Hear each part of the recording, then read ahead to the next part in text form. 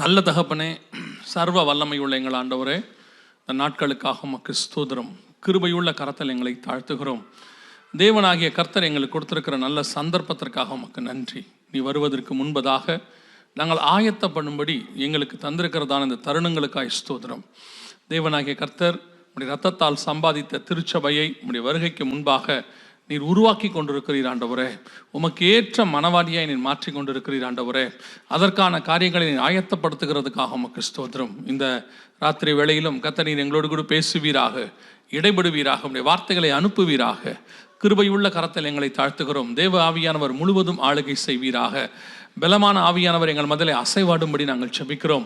லீதியாளின் இருதயத்தை திறந்த எங்கள் தேவ ஆவியானவர் வந்திருக்கிற ஒவ்வொருத்தரோடு கூட இடைபடும்படி நாங்கள் செபிக்கிறோம். எல்லா காரியங்களையும் கர்த்தர் ஒருமுகப்படுத்துவீராக. உடைய வசனத்தை கேட்கக்கூடாதபடிக்கு உண்டாகிற எல்லா தடைகளும் இயேசுவின் நாமத்தில் நிர்மூலமாகட்டும் என்று கட்டளை கொடுக்கிறோம். தேவ ஆவியானவருடைய ஆளுகைக்கு இந்த இடம் முழுவதும் கட்டுப்படுவதாக ஆவியானவருடைய சத்தம் தொனிக்கும்படி நாங்கள் செபிக்கிறோம். நீர் மாத்திரம் மகிமைப்படும். எங்கள் ஆண்டவர் இயேசு கிறிஸ்துவின் நாமத்தில் பிதாவே, அல்லேலூயா. சரி, ஓசியாவின் புஸ்தகம் 3ஆம் அதிகாரம் 4-5 வசனம். அதில் குறிப்பாக நேற்றைய தினத்தினுடைய பாடத்தின் தொடர்ச்சியை நாம் கொஞ்சம் பார்க்க போகிறோம்.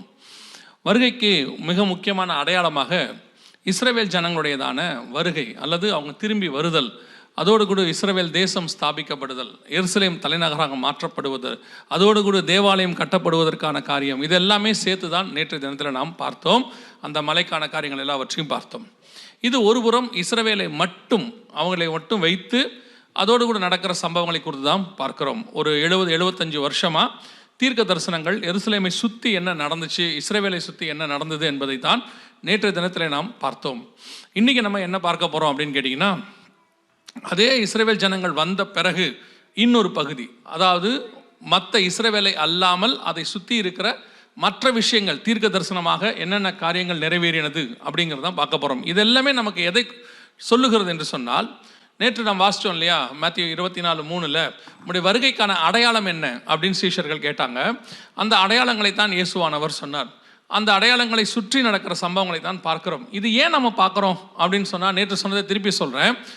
எப்படி ஆகிலும் திருச்சபை தம்முடைய வருகைக்கு ஆயத்தப்படுத்த வேண்டும் என்று கர்த்தர் விரும்புகிறார். அதோடைய நோக்கம், சபையினுடைய நோக்கம், ஆண்டவர் அதை கொண்டு போய் பரலோகத்தில் வைப்பது. ஸோ அந்த சபையை கொண்டு போவதற்கு என்னென்ன காரியங்கள் செய்தாகிலும், எப்படி ஆகிலும், அதை நான் சொல்வேன். நீங்கள் வருகைக்கான அடையாளங்கள்னு எடுத்து பார்த்தீங்கன்னா, உயர வானத்திலிருந்து தாழ பூமியில் இருக்கிற சமுத்திரத்தில் இருக்கிற வரைக்கும் ஆண்டவர் அடையாளத்தை கொடுத்து வச்சிருக்கிறார். சூரியனில் அடையாளம் இருக்குது, சந்திரனில் இருக்குது, நட்சத்திரங்களில் இருக்குது, மரம் செடி கொடியில் இருக்குது, மலையில் இருக்குது, இந்த சமுத்திரத்தில் இருக்குது, மனுஷனில் இருக்குது, மீன்களில் இருக்குது, பறவைகளில் இருக்குது. இப்படி எல்லாத்துலேயும் ஒரு அடையாளத்தை வச்சிருக்கிறார். கர்த்தருடைய திட்டம் என்ன அப்படின்னு கேட்டிங்கன்னா, எதை ஒன்றை பார்த்தாகிலும் நம்ம ஆயத்தப்பட்டுடணும். எப்படியாவது அப்படி மேலே நிமிர்ந்து பார்த்தாலாவது வருகைக்கு ஆயத்தப்படணும். சுற்றி பார்த்தீங்கனாலாவது எதையோ ஒன்றை பார்த்து வருகைக்கு ஆயத்தப்பட்டுடணும்.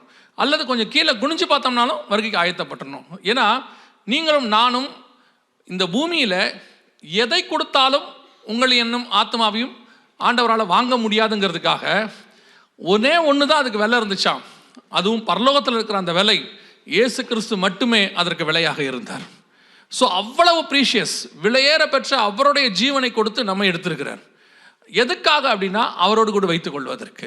அதுக்கு தான். உங்களை என்னையும் பணக்காரராக்கிறதுக்கெல்லாம் இல்லை. அவன் பணக்காரராக்கணும்னா அதுக்கு ஜீவன் கொடுக்க வேண்டிய அவசியமும் இல்லை. உங்களையெல்லாம் நல்லா ஒரு வேலையில் போய் உட்கார வச்சா நீங்களே பணக்காரராகிடுவீங்க இல்லையா? அவர் ஏன் நம்மளை இவ்வளோ கஷ்டப்பட்டு மீட்கணும்? இந்த பூமி முழுவதும் விலை கொடுப்பதற்கு எதுவுமே இல்லையா மாற்று பொருள். பரலோகத்திலையும் அவரை தவிர மாற்று பொருள் இல்லை, தூதர்களோ யாருமே கிடையாது. அவர் ஒருத்தர் தான் அதுக்கு மாற்று பொருளாக இருந்தார். தன்னையே கொடுத்து நம்மை மீட்டிருக்கிறார். அப்படின்னா நம்முடைய ஆத்மா அவருக்கு முன்பாக எவ்வளோ விலையேற பெற்றதுன்னு பாருங்க, எவ்வளோ இம்பார்ட்டன்ட்.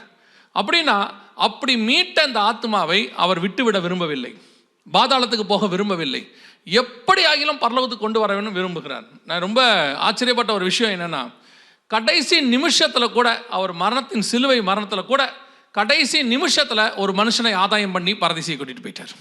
அப்படின்னா அந்த ஆத்மா மேலே அவருக்கு எவ்வளோ வாஞ்சை இருக்குது பாருங்கள். ஆனால் நமக்கு அதோடைய விலை தெரியாது, நமக்கு அதோடைய விலையே தெரியாது.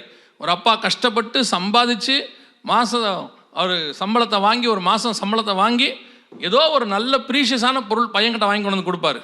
வாங்கி 3ஆவது நாள் உடச்சி விடுவான். அது அவருக்கு தான் அதோடைய பெயின் தெரியும், அவனுக்கு அந்த பெயினே தெரியாது. அவன் ஏன் அப்பா இவ்வளோ டென்ஷன் ஆகுறாரு, எல்லாரும் உடைக்கிற மாதிரி தான் நானும் உடைச்சேன்பான். ஆனால் அப்பாவுக்கு மட்டும்தான் அதோடைய வேல்யூ தெரியும், அம்மாவுக்கு மட்டும்தான் அந்த வேல்யூ தெரியும். அந்த மாதிரி நம்முடைய ஆத்மாவுடைய வேல்யூ நமக்கு தெரியறதே கிடையாது. நம்ம ரொம்ப சர்வசாதாரணமாக நினைக்கிறோம். ஆனால் இந்த ஆத்மாவுடைய வேல்யூ நல்லா தெரிஞ்ச ஒரே ஒருத்தர் ஆண்டவராக இயேசு கிறிஸ்து ஒருத்தர் மட்டும்தான். அவருக்கு தான் தெரியுது இதுக்கு என்ன கொடுக்கணும்னு சொல்லி. அவர் தம்முடைய ஜீவனை கொடுத்து நம்மை மீட்டு இருக்கிறார். அல்லேலூயா. அப்படின்னா உங்களை என்னையும் பரலோகத்தில் கொண்டு போகிறதுல பரலோகம் எவ்வளவு கான்ஷியஸாக இருக்குன்றதை பாருங்கள். அதில் ஒரு 50% கான்ஷியஸ் நமக்கு வந்துட்டா கூட நம்ம ஆயத்தப்பட தொடங்கிடுவோம். நாம் ரொம்ப கேஷுவலாக எடுத்துக்கிறோம் நம்மளை பற்றி. எப்போ நமக்கு இந்த கான்ஷியஸ் வருது தெரியுமா? ஒரு 60-70க்கு அப்புறம் ஒன்றும் முடியாதுன்னு ஆன பிறகு ஒரு சேரில் சாஞ்சி உட்காந்துக்கிட்டு அதுக்கப்புறம் தான் பைபிளையே தேடுறது. என்னன்னு கேட்டால் அதுக்கப்புறம் தான் தெரியுது, நான் வாழ்நாளெல்லாம் படித்த எந்த புஸ்தகமும் வீண், இந்த ஒரு புஸ்தகம் தான் என்னை பரலோகத்துக்கு கூட்டு போகும்னு 60க்கு மேலே தான் பைபிள் தேடுவாங்க. நான் என்ன சொல்கிறேன்னா, அந்த 60ல் தேடுற பைபிளை 20ல் தேடிட்டிங்கன்னா ஆண்டவர் உங்களை இன்னும் மகத்துவமாய் நடத்த வல்லமை உள்ளவராக இருக்கிறார். அல்லேலூயா. அப்போ இந்த வருகை, இயேசு கிறிஸ்துவினுடைய வருகை, உங்களை என்னையும் பரலோகத்துக்கு கூட்டு போகிற அந்த சம்பவம், அதுக்கான சில அடையாளங்களை ஏன் இப்படி கொடுத்து வச்சிருக்கிறாருன்னா இதான் காரணம். இப்போது இஸ்ரவேல் சம்பந்தப்பட்ட அதுக்கு வெளியே இருக்கிற காரியம், நேற்று நம்ம பார்த்தது எல்லாமே இஸ்ரவேலுக்கு உள்ளே உள்ளது. இப்போ நம்ம வெளியே உள்ளதை பார்க்க போகிறோம். அதான் ஓசியாவின் புஸ்தகம் 3ஆம் அதிகாரத்தில் 4-5 வசனத்தில் இஸ்ரவேல் ஜனங்கள் திரும்பி வருவதை குறித்து சொல்லப்படுகிறது. கடைசி நாட்களில் 5வது வசனத்தை திருப்பி வாசிங்க பார்ப்போம். இது நம்ம நேற்று பார்த்தோம், நேற்று வராதவங்களுக்காக சொல்கிறோம். இதுதான் கடைசி காலத்தினுடைய மிக முக்கியமான அடையாளம், இஸ்ரவேல் ஜனங்கள் திரும்பி வருதல். ஏறக்குறைய ஒரு 70-75 வருஷமாக திரும்பி வந்துட்டு இருக்கிறாங்க. இவங்க வருகிறார்கள் என்பதே நமக்கு ஒரு மிக முக்கியமான ஒரு அடையாளமாக இருக்கிறது. கவனிங்கள், கடைசி காலம் என்பதற்கான ரொம்ப ஒரு மேஜர் சைன், அடையாளம் என்ன அப்படின்னு சொல்லி கேட்டிங்கன்னா, இஸ்ரவேல்னு ஒரு தேசம் இருக்குது, இஸ்ரவேல்னு ஒரு இனம் இருக்குது, அவங்களுடையதான எபிரேய மொழி இருக்குது, எருசலேம் நகரம் இருக்குது. அப்படின்னாலே அது கடைசி காலம் தான் அர்த்தம். ஏன்னா ஆண்டவர் தெளிவாக சொல்கிறாரு, கடைசி நாட்களில் அவர்கள் அஞ்சிக்கையாய் திரும்பி வருவார்கள் அப்படின்னு சொல்லி. இல்லை, இது ஒரு பெரிய ஒரு மிக முக்கியமான அடையாளம். எதுக்கு சொல்கிறேன்னா, எகிப்திலேருந்து வந்த மாதிரி ஃபஸ்ட்டு எக்ஸோடஸ் உங்கள் எல்லாருக்கும் தெரியும். 2வது செருபாபேல் தலைமையில் அவங்க வந்தாங்க. இது 3வது, இப்போ அவங்க வந்துட்டு இருக்கிறது 3வது, பார்ட்டாக வராங்க. ஃபஸ்ட்டு எகிப்தில் வரும்போது மோசே தலைமையில் ஒரேடியாக வந்துட்டாங்க. ஆனால் 2வது வரும்போது 3 பார்ட்டாக வந்தாங்க. அதாவது செருபாபேல், நெகேமியா, எஸ்ரான்னு சொல்லி 3 பகுதியாக வந்தாங்க. இப்போது ஒரு 70-75 வருஷமாக பார்ட்டாக வந்துக்கிட்டே இருக்கிறாங்க. All over the world. ஏசாயால சொல்கிறாரு, நாலாபுரத்திலிருந்து கூட்டி சேர்ப்பேன் அப்படின்னு சொல்லி, கிழக்கிலிருந்து, மேற்கிலிருந்து, தெற்கிலிருந்து, வடக்கிலிருந்து கூட்டி சேர்ப்பேன்னு சொன்னார். சொன்னபடியே இப்போ வந்துட்டாங்க. இதை நம்ம எப்படி பார்க்கணுன்னா, இதை ஒரு இன்சிடெண்ட்டாக பார்க்கக்கூடாது, ப்ரொஃபட்டிக்கல் நிறைவேறுதலாக பார்க்கணும். எப்படி மோசே காலத்தில் நடந்துச்சு, செருபாபேல் காலத்தில் நடந்துச்சு, இப்போ நம்ம காலத்தில் நடக்குது. அந்த ரெண்டுக்கும் நீங்கள் எவ்வளோ இம்பார்ட்டன்ஸ் கொடுக்குறீங்களோ, எக்ஸோடஸ்க்கும் அந்த நெகேமியாவின் புஸ்தகம், எஸ்ராவின் புஸ்தகத்துக்கு எவ்வளோ இம்பார்ட்டன்ஸ் கொடுக்குறீங்களோ, அதே இம்பார்ட்டன்ஸ் இந்த காலகட்டத்துக்கு உண்டு. ஏன்னா அதே சம்பவம் தான் திருப்பி நடக்குது. ஆனால் இதை நம்ம எப்படி பார்க்குறோன்னா, ஏதோ இஸ்ரவேல் ஜனங்க திரும்பி வராங்க அப்படியே பார்த்துட்டு அதை நம்ம விட்டுறோம். நமக்கு அந்த பைபிளில் இருக்கிற சீரியஸ்னஸ் இது இல்லை. இதுவும் பைபிள் ப்ராஃபஸி தான், இதுவும் பைபிளில் சொல்லப்பட்டதான ஒரு சம்பவம் தான். அந்த காலகட்டத்தில் நீங்களும் நானும் இருக்கிறோம். அதான் ரொம்ப இம்பார்ட்டன்ட். அவங்க காலகட்டத்தில் ஒரு கூட்டம் இருந்த மாதிரி இவங்க காலத்தில் நம்ம இருக்கிறோம். வேதம் சொன்னபடி ஓசியா 3:4-5 நம் கண்களுக்கு முன்பாக நிறைவேறி விட்டது. இதில் குறிப்பாக இஸ்ரவேல் ஜனங்கள் திரும்பி வந்த பிறகு, இங்கே திரும்பி வந்த பிறகு அடுத்த இயேசு கிறிஸ்துவினுடைய வருகை வரைக்கும் யோவேல் புஸ்தகம் 2ஆம் அதிகாரத்தில் இயேசுவின் வருகை குறித்து இருக்கிறது. இந்த இடைப்பட்ட காலத்தில் நடக்கிற சம்பவங்கள் அத்தனையும் இந்த ஓசியாவிலிருந்து யோவேல் வரைக்கும் இருக்குது. இப்போ நம்ம வாழ்ந்துட்டு இருக்கிற அந்த 75 வருஷத்தினுடைய காலகட்டத்தில் நிறைவேற வேண்டிய தீர்க்க தரிசனங்கள். பொதுவாக இயேசுவின் 2ஆம் வருகை அல்லது சபை எடுத்துக்கொள்ளப்படுதல், ராப்சரை குறித்து நாம் பார்க்கும் பொழுது நியூ டெஸ்ட்மெண்ட்டை தான் நம்ம தியானிப்போம். எப்போவுமே புதிய ஏற்பாட்டில் அப்படி சொல்லியிருக்கு, இப்படி சொல்லியிருக்கு என்று சொல்லி பார்ப்போம். அதே காரியங்கள் பழைய ஏற்பாட்டிலும் இருக்கிறது. எந்த அளவுக்கு புதிய ஏற்பாட்டில் இயேசுவின் வருகை பற்றி இருக்குதோ அதே அளவுக்கு இயேசுவின் வருகை பற்றி ஓல்ட் டெஸ்ட்மெண்ட்லேயும் இருக்குது. ஆண்டவர் சொல்லி வச்சிருக்கிறார், அவ்வளோ காரியங்கள் இருக்குது. ஆனால் நாம் பொதுவாக இப்போ கடைசி காலத்தில் வேதத்தை ஒன்லி ஃபார் பிளெஸிங், வாக்கு தத்தத்துக்காகவும் ஆசீர்வாதத்துக்காகவும் படிக்கிற கூட்டமாய் மாறிட்டோம். படிக்காத கூட்டம் பெரும்பான்மையாக இருக்குது, பைபிளே படிக்கிறது இல்லை. அதை ஏன் படிக்கணும்னு கேட்குற இடத்துக்கு நம்ம வந்துட்டோம். இன்னும் சொல்ல போனால் பைபிளை தேடுற இடத்துக்கு வந்துட்டோம். பைபிளை வீட்டில் சில நேரத்தில் திடீர்னு பாஸ்டர் சங்கீதம் வாசிக்கலான்னா தான் வீடே பைபிள் தேடும். எங்கே வச்சோம் அப்படிம்பாங்க. அதுக்கப்புறம் உடனே ஆளுக்கு ஒரு ஃபோன் எடுப்பாங்க. ஏன்னு கேட்டால் ஃபோனில் தான் பைபிள் பார்க்குற காலம் இப்போ வந்துருச்சு. உடனே இப்போ நம்ம என்ன சொல்லுவோன்னா, டெக்னாலஜியெல்லாம் இவ்வளோ டெவலப் ஆயிடுச்சு, இன்னும் பிரிண்டட் வெர்ஷனை வச்சுக்கிட்டு இருக்கணுமா அப்படின்னு கேட்பீங்க. அதில் நீங்கள் 2 காரியத்தை நீங்கள் அதில் புரிஞ்சுக்கணும். நாங்கள் ஏன் பிரிண்டட் வெர்ஷனுக்கு இம்பார்ட்டன்ஸ் கொடுக்குறோம் அப்படின்னு சொல்லி. ஒன்று, இப்போ இந்த பைபிளில் வந்து நீங்கள் டிஜிட்டல் வெர்ஷன் வச்சுருக்கிறீங்க, ஆப்பில் வச்சுருக்கீங்க. இதை எப்போ வேணாலும் யார் வேணாலும் மாற்றலாம். அந்த ஆப்காரர் என்ன செய்யலாம், அதை அப்டேட்னு ஒன்று பண்ணலாம்.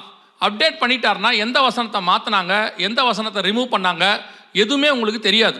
உங்களுக்கு தெரிஞ்சிருக்கும்னு நினைக்கிறேன். NIV போன்ற வெர்ஷன்ஸில் ஏறக்குறைய எத்தனையோ வசனங்கள் இப்போ இல்லை, எல்லாத்தையும் ரிமூவ் பண்ணிட்டாங்க. முக்கியமான வசனங்கள்லாம் ரிமூவ் பண்ணிட்டாங்க. நம்ம இந்த ஐபேட்லையும் ஃபோன்லையும் பைபிள் படிக்கிறத நம்ம வந்து எப்படி பார்க்குறோம்னா கௌரவமாக பார்க்குறோம். ஏன்னா நம்ம படிக்கிறத வந்து ஸ்பிரிச்சுவலாக பார்க்கல, இப்போது கௌரவமாக பார்க்குறோம். என் கையில் ஐபேட் இருந்தாலே அது ஒரு பெரிய ஆசீர்வாதம் தான் இல்லையா? பார்க்கும்போதே பிரைஸ் தி லார்ட். அதாவது இந்த ஆப்பிளோடைய சிம்பிள் இருக்குல்ல, அந்த பிராண்டு, அதுலேயே ஒரு பெருமை இருக்குது நமக்கெல்லாம். அது வேலை செய்ய தெரியுமா தெரியாதா அது வேறு விஷயம். ஆப்பிளில் போய் ஒரு டவுன்லோட் பண்ண தெரியுமா தெரியாதா, கையில் ஆப்பிள் வச்சுருக்கிறதுல அவங்களுக்கு ஒரு விஷயம். ஏவாளை விட இவங்க தான் ஆப்பிளுக்கு இம்பார்ட்டன்ஸ் கொடுக்குறாரு. ஆமாம், நிஜமாக தான். அது கையில் ஆப்பிள் இருக்குது அப்படின்றதே சொல்லும் போதே ஒரு கௌரவம் இருக்குது அதில். நான் ஆக்சுவலி ஆப்பிள் தான் யூஸ் பண்ணுவேன் அப்படிம்பாங்க. அவங்க சொல்கிற ஆக்சுவலி வேறு மாதிரி இருக்கும் இல்லை. இன்றைக்கி உள்ளது அவ்வளோதான். அது யூஸ் பண்ணுற மாதிரி அது வேறு. அந்த மாதிரி தான் மொபைலில் வந்து ஆப்பில் படிக்கிறது. நான் சொல்கிறேன், அந்த ஆப்பை நீங்கள் யூஸ் பண்ணும் போது நிறைய அப்டேட்டட் ஆகும். அது என்ன அப்டேட் பண்ணுறாங்கன்னு உங்களுக்கு தெரியாது. உலகத்திலேயே அப்டேட் பண்ண முடியாத ஒரே ஒரு புக்கு இருக்குன்னா அது பரிசுத்த வேதாகமம் மட்டும்தான். அல்லேலூயா. ஏன்னா அது எழுதும் போதே அப்டேட்டட் வெர்ஷன். நிறைய நேரத்தில் ஆப் பாருங்க, அப்டேட் கொடுங்கன்னு கேட்பாங்க. பைபிளில் என்ன அப்டேட் பண்ண வேண்டியிருக்கு? அது டெக்னாலஜி தான் அப்டேட் ஆகும், பைபிள் அப்டேட்டே ஆகாது. ஏன்னா அவர் எழுதும் போதே 3000 வருஷத்துக்கு சேர்த்து எழுதி கொடுத்துட்டாரு. அதுவும் சொல்லி வேற கொடுத்துட்டாரு, இதோட எதையும் அப்டேட் பண்ணாதன்னு சொல்லி கொடுத்துருக்கிறார். எதையும் கூட்டவும் செய்யாத, குறைக்கவும் செய்யாத, நானே பர்ஃபெக்டாக தான் கொடுத்துருக்குறேன்னு. இப்போ நம்ம என்ன பண்ணுவோன்னா அதை அப்டேட் பண்ணிட்டு உட்காந்துருப்போம். அதனால சொல்கிறோம், இந்த வெர்ஷன் பைபிள் வந்து பிரிண்டட் வெர்ஷன் இஸ் குட். 2வது, நீங்கள் உண்மையிலேயே நல்ல வெர்ஷன் தான் வச்சுருக்கிறேன், அது அப்டேட்லாம் ஆகாது, நாங்கள் ஆஃப்லைனில் வச்சுருக்கிறோம், நாங்கள் அதை படிச்சுக்கிட்டே இருக்கிறோம்னு நினைப்பீங்க. உண்மை தான், அதில் மாற்றுக்கிறதே இல்லை. ஆனால் நீங்கள் உட்காந்து சர்ச்சில் பைபிள் எடுத்து பார்த்துக்கிட்டே இருக்கும்போது திடீர்னு யாராவது ஒருத்தர் வாட்ஸ்அப்பில் மெசேஜ் அனுப்புவார். அதுக்கு தான் சொல்கிறோம், இந்த ஃபோனை நீங்கள் பார்க்க ஆரம்பிச்சிங்கனாலே உங்களை டைவர்ட் பண்ணுறதுக்கு பிசாசுக்கு நிறைய வழி இருக்குது. ஸோ பைபிளை கூடுமான வரைக்கும் பிரிண்டட் வெர்ஷன். அதை ஏன் தூக்கிட்டு வரல, உங்களுக்கு ஒரு அவமானமாக இருக்குன்னு எனக்கு புரியவும் இல்லை. நேற்றும் சொன்னேன், இன்றைக்கும் சொன்னேன், நிறைய பேர்கிட்ட கையில் பைபிளே இல்லாமல் இருக்குது. நீங்கள் போய் கிறிஸ்தவர் அல்லாத புறஜாதியாரை போய் பாருங்கள், அது யூதர்களாக இருக்கட்டும், இஸ்லாமியர்களாக இருக்கட்டும், இந்துக்களாக இருக்கட்டும், நீங்கள் போய் பாருங்கள். யூதர்கள் அவங்க தோராவை வச்சுருக்கிறதுக்குன்னு ஒரு ரூமே வச்சுருக்கான், பெரிய ரூம் ஒன்று வச்சுருக்கான். இஸ்லாமியர்களை போய் பாருங்கள், அவங்களோட குரான் வைக்கிறதுக்கு ஒரு ஸ்டூல் வச்சுருப்பாங்க, எல்லாம் அதுக்கு தனியாக வச்சுருப்பாங்க. இந்துக்கள் வீடு கட்டும் போதே பாருங்கள், பூஜை அறைன்னு ஒன்று வச்சு கட்டுவாங்க, அவங்களுக்கு கடவுளுக்குன்னு ஒன்று இம்பார்ட்டன்ஸ். நீங்கள் என்றைக்காவது ப்ரேயர் ரூம்னு ஒன்று வச்சுருக்கீங்களா? வீட்டில் ப்ரேயர் பண்ணால் தானே வைப்போம். ப்ரேயர் ரூம்னு ஒன்று இருக்குதா நம்ம வீட்டில்? கேட்கும் போதே கிச்சன் நல்லா அழகாக இருக்கணும், அங்கே டைனிங் டேபிள் இப்படி போடணும், டிவி பெருசாக இருக்கணும். ப்ரேயர் ரூம் எங்கே? ப்ரேயர் ரூம் அது எதுக்கு? நாங்கள் எழுந்திரிச்சு உட்காந்து பெட்டிலே உட்காந்து ஜோம் பண்ணுவோமே. அப்படியா? ஆமாம், அப்படியே தூங்குவோமே. நம்ம அந்த மாதிரி ஆட்கள் தானே. ஆனால் இதில் வந்து நம்ம சொல்கிறது, நாங்கள்லாம் உடனே பரலோகத்துக்கு போயிடுவோம், நித்திய ஜீவனை சுதந்திரிச்சிடுவோம், இயேசு வந்தால் உடனே போயிடுவோம். ஆண்டவர் சொல்கிறாரு, பரிசேயரை நீதியை பார்க்கலாம் நம்முடைய நீதி மேலானதாக இருக்கணும். புறஜாதியார் தங்கள் தேவனுக்கு கொடுக்குற இம்பார்ட்டன்ஸை விட ஜீவனுள்ள தேவனுக்கு நீங்கள் கொடுக்குற இம்பார்ட்டன்ஸ் ரொம்ப இருக்கணும். கவனிங்கள். ஸோ நாம் இப்போ இந்த இஸ்ரவேலுக்கு வெளியே நடக்கக்கூடியதான அடையாளங்களை குறித்து ஓசியாவின் புஸ்தகத்திலிருந்து யோவேல் புஸ்தகம் வரைக்கும் பார்க்க போகிறோம். ஒருவேளை நீங்கள் உங்கள் கையில் வேதாகமம் வைத்திருப்பவர்கள் எல்லாம் ஓசியா புஸ்தகத்திலேருந்து யோவேல் வரைக்கும் எடுத்து வச்சுக்கொள்ளுங்க. அதில் உள்ள ஒவ்வொரு வசனத்தையும் நாம் என்ன செய்ய போகிறோம், பார்க்க போகிறோம். அதிலிருந்து சில வசனங்களை மட்டும் நம் காலத்தில் நடக்கக்கூடியதான இந்த 77 வருஷத்தில் குறிப்பாக வருகைக்கு முன்பாக நடைபெற வேண்டிய அடையாளங்கள் எத்தனை துல்லியமாய் நாம் நிறைவேறி இருக்கிறது என்பதைத்தான் பார்க்க போகிறோம். இதனுடைய நோக்கம் என்ன அப்படின்னா, இவ்வளோ விஷயங்களும் துல்லியமாக நடக்குமானால் இயேசுவின் வருகையும் துல்லியமாய் நடக்க போகிறது. அல்லேலூயா. நமக்கு அதான் லாஸ்ட் சான்ஸ், அவ்வளோதான். அதுக்கு பிறகு நமக்கு வேற ஒரு வாய்ப்பே கிடையாது. அதை தான் நாம் இன்னைக்கு பார்க்க போகிறோம். ஓசியாவின் புஸ்தகம் 3ஆம் அதிகாரம் 4-5 வசனத்தில் இஸ்ரவேல் ஜனங்கள் திரும்பி வருவதை குறித்து பார்க்கிறோம். அதோடு கூட இப்போ நம்ம காலத்தில் 2020 ஒரு சம்பவம் நடந்துச்சு. அந்த சம்பவத்துக்கு கூடியதான ஒரு வசனம் அதில் இருக்குது, வாசிங்க. ஓசியாவின் புஸ்தகம் 9ஆம் அதிகாரம் 4வது வசனத்தை வாசிங்க. ஓசாயா சாப்டர் 9:5 வாசிங்க பார்ப்போம். இது எதை பற்றினதான தீர்க்க தரிசனம், நல்லா கவனிங்க. அந்த வசனம் என்ன சொல்லுதுன்னு உங்களுக்கு சொல்கிறேன். அப்பமும் ரசமும் ஆலயத்துக்குள் வராது அப்படின்னு இருக்கு. அந்த வசனம் என்ன சொல்லுது? அப்பமும் ரசமும் ஆலயத்துக்குள் வராது. ஏன் அப்படின்னு கேட்டிங்கன்னா, அப்பம் ரசம்னா கம்யூனியன் ஆலயத்துக்குள்ளே வராது அப்படின்னு இருக்கு. உங்களுக்கு தெரிஞ்சு இஸ்ரவேல் ஜனங்கள் வந்த பிறகு 1948க்கு பிறகு அப்பமும் ரசமும் ஆலயத்துக்குள் வராத உலகம் முழுவதும் எந்த சர்ச்சுக்குள்ளையும் கம்யூனியன் நடக்காத காலகட்டம்னு உங்களுக்கு எதாவது தெரியுமா? எந்த காலத்தில் நடந்துச்சு? கோவிட் காலத்தில் நடந்துச்சு. இது எல்லாமே அப்பம் ரசம் ரெண்டும் ஆலயத்துக்குள் வராது. அவருடைய அப்பம் அவர்களுக்கே ஆகும், திராட்சை ரசத்தின் பானபலியை அவர்கள் வார்ப்பதும் இல்லை அப்படின்னு இருக்கு. என்ன காரணத்துக்காக அப்படி நடக்குது அப்படின்னு சொல்லி நீங்கள் பார்த்தீங்கன்னு சொன்னால், அந்த 4ஆம் அதிகாரம் 1ஆம் வசனம் ஓசியாவிலிருந்து 9ஆம் அதிகாரம் 4ஆம் வசனம் ஓசியா வரைக்கும் நீங்கள் நல்லா கவனித்து பார்த்தீங்கன்னா, இஸ்ரவேல் ஜனங்கள் தேவனை விட்டு எவ்வளவு தூரம் போனார்கள் அப்படின்னு இருக்கும். இஸ்ரவேல் ஜனங்கள் வந்த பிறகு அவங்க ஆண்டவரை விட்டு எவ்வளவு தூரம் போனாங்கங்கிறது அந்த இடைப்பட்ட 4, 5, 6, 7, 8, 9ஆம் அதிகாரம் வரைக்கும் இருக்கும். இஸ்ரவேல் ஜனங்களை பற்றி உங்களுக்கு தெரியும்னு நினைக்கிறேன். பழைய ஏற்பாட்டில் நீங்கள் வாசிக்க முடியும். அவர்களுக்கு ஒரு சுபாவம் உண்டு. என்ன சுபாவம் இருக்குது அப்படின்னு கேட்டிங்கன்னா, கொஞ்ச நாள் ஆண்டவர் கூட இருப்பாங்க, அப்புறம் ஆண்டவர் அவர்களை ஆசீர்வதிப்பார். ஆசீர்வாதம் வந்த உடனே ஆண்டவர் விட்டு தூரம் போவாங்க. தூரம் போனோடனே என்ன பண்ணுவார்? ஆண்டவர் அவங்கள யாராவது வச்சு எச்சரிப்பு கொடுப்பார். எச்சரிப்பு கொடுத்தா அவங்க கேட்க மாட்டாங்க. உடனே ஆண்டவர் என்ன பண்ணுவார்? அவங்கள பிடிச்சி யார் கையிலையாவது கொடுப்பார். அவங்கள போட்டு செம்ம அடி அடிப்பாங்க. ஒரு 10 வருஷம் 20 வருஷம் அடிப்பாங்க. அப்புறம் இவங்க என்ன பண்ணுவாங்க? ஆண்டவரை நோக்கி கூப்பிடுவாங்க. கூப்பிட்ட உடனே கர்த்தர் ஒரு ரட்சகனை எழுப்புவார். எப்தா, கிதியோன், அப்புறம் வந்துட்டு சிம்சோன், இப்படி ஆட்களை எழுப்புவார். விடுதலை ஆயிடுவாங்க. திருப்பி கொஞ்ச நாள் ஒழுங்காக இருப்பாங்க. திருப்பி ஆண்டவர் விட்டு தூரம் போவாங்க. திருப்பி எச்சரிப்பார். திருப்பி கேட்க மாட்டாங்க. திருப்பி யாரைக்கிட்ட பிடிச்சி கொடுப்பாரு. இந்த டைம்லைனை நீங்கள் பார்க்கணுன்னா ஜட்ஜஸ் புக்கு போய் படிக்கணும். நியாயாதிபதிகள் புஸ்தகத்தை போய் படித்து பாருங்கள். எவ்வளோ காலம் யார் கூட இருந்தாங்க, எப்படி தூரம் போனாங்க, எத்தனை வருஷம் பிடிச்சி கொடுத்தாரு, யாரை கொண்டு ரிலீஃப் பண்ணார், திருப்பி அவங்க என்ன தூரம் போனாங்கன்னு வரிசையாக இருக்கும். அப்படியே மொத்தமாக வரிசையாக இருக்கும். எங்கேருந்து எங்கே வரைக்கும் இருக்குன்னா, கிட்டத்தட்ட ஆரோனுக்கு அப்புறம் உள்ள காலகட்டத்திலிருந்து தாவீது வர வரைக்கும், இன்னும் சொல்ல போனால் சாமுவேல் வர வரைக்கும் அங்கே இருக்கும். அத்தனையும் அப்படி இருக்கும், டைம்லைனோட இருக்கும். இஸ்ரவேல் ஜனங்களுடைய சுபாவம் அது. சரி, இஸ்ரவேல் ஜனங்களுக்கு தான் அந்த சுபாவம் இருக்குதான்னு கேட்டிங்கன்னா, நம்ம சுபாவமும் அதே தான். நம்ம எல்லாமே அதே மாதிரி ஆட்கள் தான். அவனாவது ஒரு 10 வருஷம் ஒழுங்காக இருப்பான், அதுக்கப்புறம் தான் பின்னாடி போவான். நம்மெல்லாம் ஒவ்வொரு ஃபஸ்ட்டு சண்டேக்கும் போவோம். இந்த சண்டே கம்யூனியன் எடுக்கும்போது நம்மளை மாதிரி நல்லவன் உலகத்திலே ஒன்றும் இல்லை. ஆமாம் தானே? கமிட் பண்ணி அப்படியே ஒப்பு கொடுத்து பரிசுத்தமாகி, இதில் வேறு நம்ம இன்னொன்று சொல்லி வச்சுருக்கிறோம், 4 பக்கமும் சுற்றி உங்களுக்கு சமாதானம், உங்களுக்கு சமாதானம், உங்களுக்கு சமாதானம் சொல்லும் போதே சமாதானம் சொல்லும் போது எவ்வளோ அழகாக சொல்லுவான் பார்த்துருக்கீங்களே, சமாதானம் அப்படிமா. சண்டை போட்டுட்டு தான் வந்திருப்பாங்க, ஆனால் வேறு வழி இல்லை. இப்போ கம்யூனியன் எடுக்கிறதுக்காக நம்ம என்ன பண்ணுறோம்? அந்த சண்டே மாட்டா நம்மளை மாதிரி நல்லவங்க மாறுறவங்க யாருமே இல்லை. முடித்த பிறகு நம்மளை மாதிரி மோசமான நாட்கள் யாருமே இல்லை. அடுத்த சண்டே வரைக்கும் நம்மளை பொறுத்த வரைக்கும் கம்யூனியன் எடுக்கிற அன்றைக்கி ஒழுங்காக இருந்தால் போதும். மற்றபடி எப்படி இருந்தாலும் பரவாயில்ல. ஒரு 28 நாள் 29 நாள் உங்களாலேயும் என்னாலையும் கர்த்தர் விரும்புகிறபடி இருக்க முடியல இன்றைக்கி. இதுதான் இன்றைக்கி சுச்சுவேஷன். அதனால் ஆண்டவர் என்ன பார்த்தாராம்? ஒரு 2000 வருஷமாக பார்க்குறாரு. பார்க்க சர்ச்சு என்ன நிலைமையில் இருக்குது அப்படின்னு கேட்டால், இந்த கம்யூனியன் என்பது ஒரு சடங்காச்சாரமாய் மாறிடுச்சு. அதாவது நீங்கள் எடுக்கிற அப்பம் ரசமும். ஆக்சுவலாக கம்யூனியனுடைய அர்த்தம் என்ன தெரியுமா? அதுக்கு மட்டுமே தனியாக நீங்கள் 6 மணி நேரம் பாடம் படிக்கணும். நாங்கள் ஒவ்வொரு மாதமும் தனியாக 6 மணி நேரம் கிளாஸ் எடுக்கிறோம். அதுக்கு கம்யூனியன்னா என்னன்றது 10ஆம் அதிகாரம் எபிரேயர் புஸ்தகத்தில் 19-20 வசனம் சொல்லுது.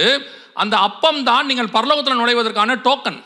அந்த ரத்தம் தான் நீங்கள் சிங்காசனத்துக்கிட்ட கிட்டி நெருங்கி சேருவதற்கான மிக முக்கியமான காரியம்.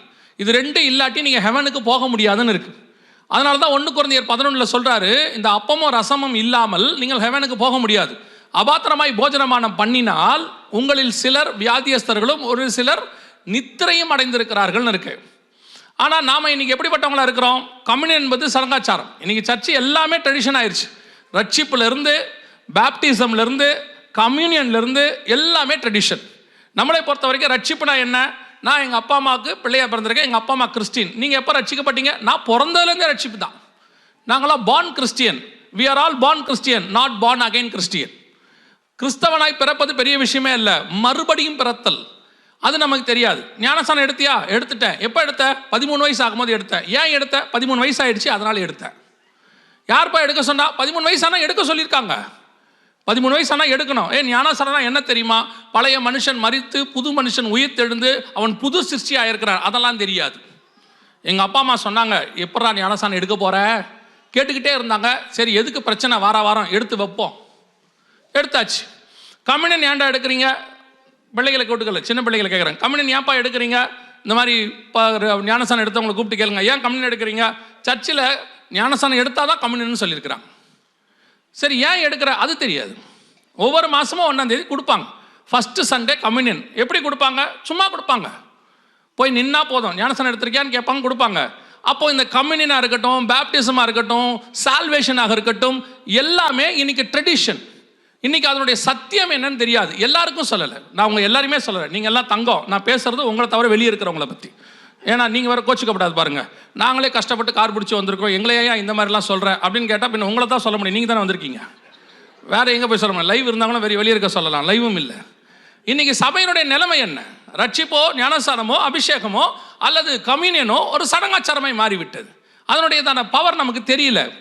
அபாத்திரமாய் போஜனமானம் பண்ணுகிறவன் நித்திரை அடைகிறான்னு இருக்கு. நித்திரைன்னா என்ன தெரியுமா? மரணம் அடைகிறான்னு இருக்கு. அபாத்திரமா போஜனமானம் பண்ணி மரணம் அடைஞ்ச ஃபர்ஸ்ட் பர்சன் யார் தெரியுமா? கம்யூனியனை தப்பாக எடுத்து ஃபர்ஸ்ட் மரணம் அடைஞ்ச ஃபர்ஸ்ட் பர்சன் யாருன்னா ஜூடாஸ் காரியத். அவன் தான் கம்யூனியன் எடுத்து முதல்ல செத்து போன ஆள். இப்போ யூதாஸ் என்ன சிகரெட் பிடிச்சாரா? யூதாஸ் குடிச்சாரா? யூதாஸ் விபச்சாரம் பண்ணாரா? இல்லையே. யூதாஸ் என்ன பண்ணார்? பொருளாசை உடையவனாக இருந்தார். இப்போ உங்கள் கம்யூனியன் கேட்டகரியை வச்சு பாருங்கள். கம்யூனியன் எடுக்கும்போது என்ன கேட்குறோம் நாங்கள்? உங்களை சிகரெட் பிடிக்கிறவர்கள், குடிக்கிறவர்கள், தப்பான பழக்க வழக்கம் இருக்கிறவர்கள், தவறான உறவு முறையில் இருக்கிறவர்கள், நீங்கள் யாரும் கம்யூனியன் எடுக்கக்கூடாது. இதுதான் ரட்சிக்கப்படும் போதே விட்டு வந்துட்டோமே. இங்கே இருக்கிற பிரச்சனையே வேறு.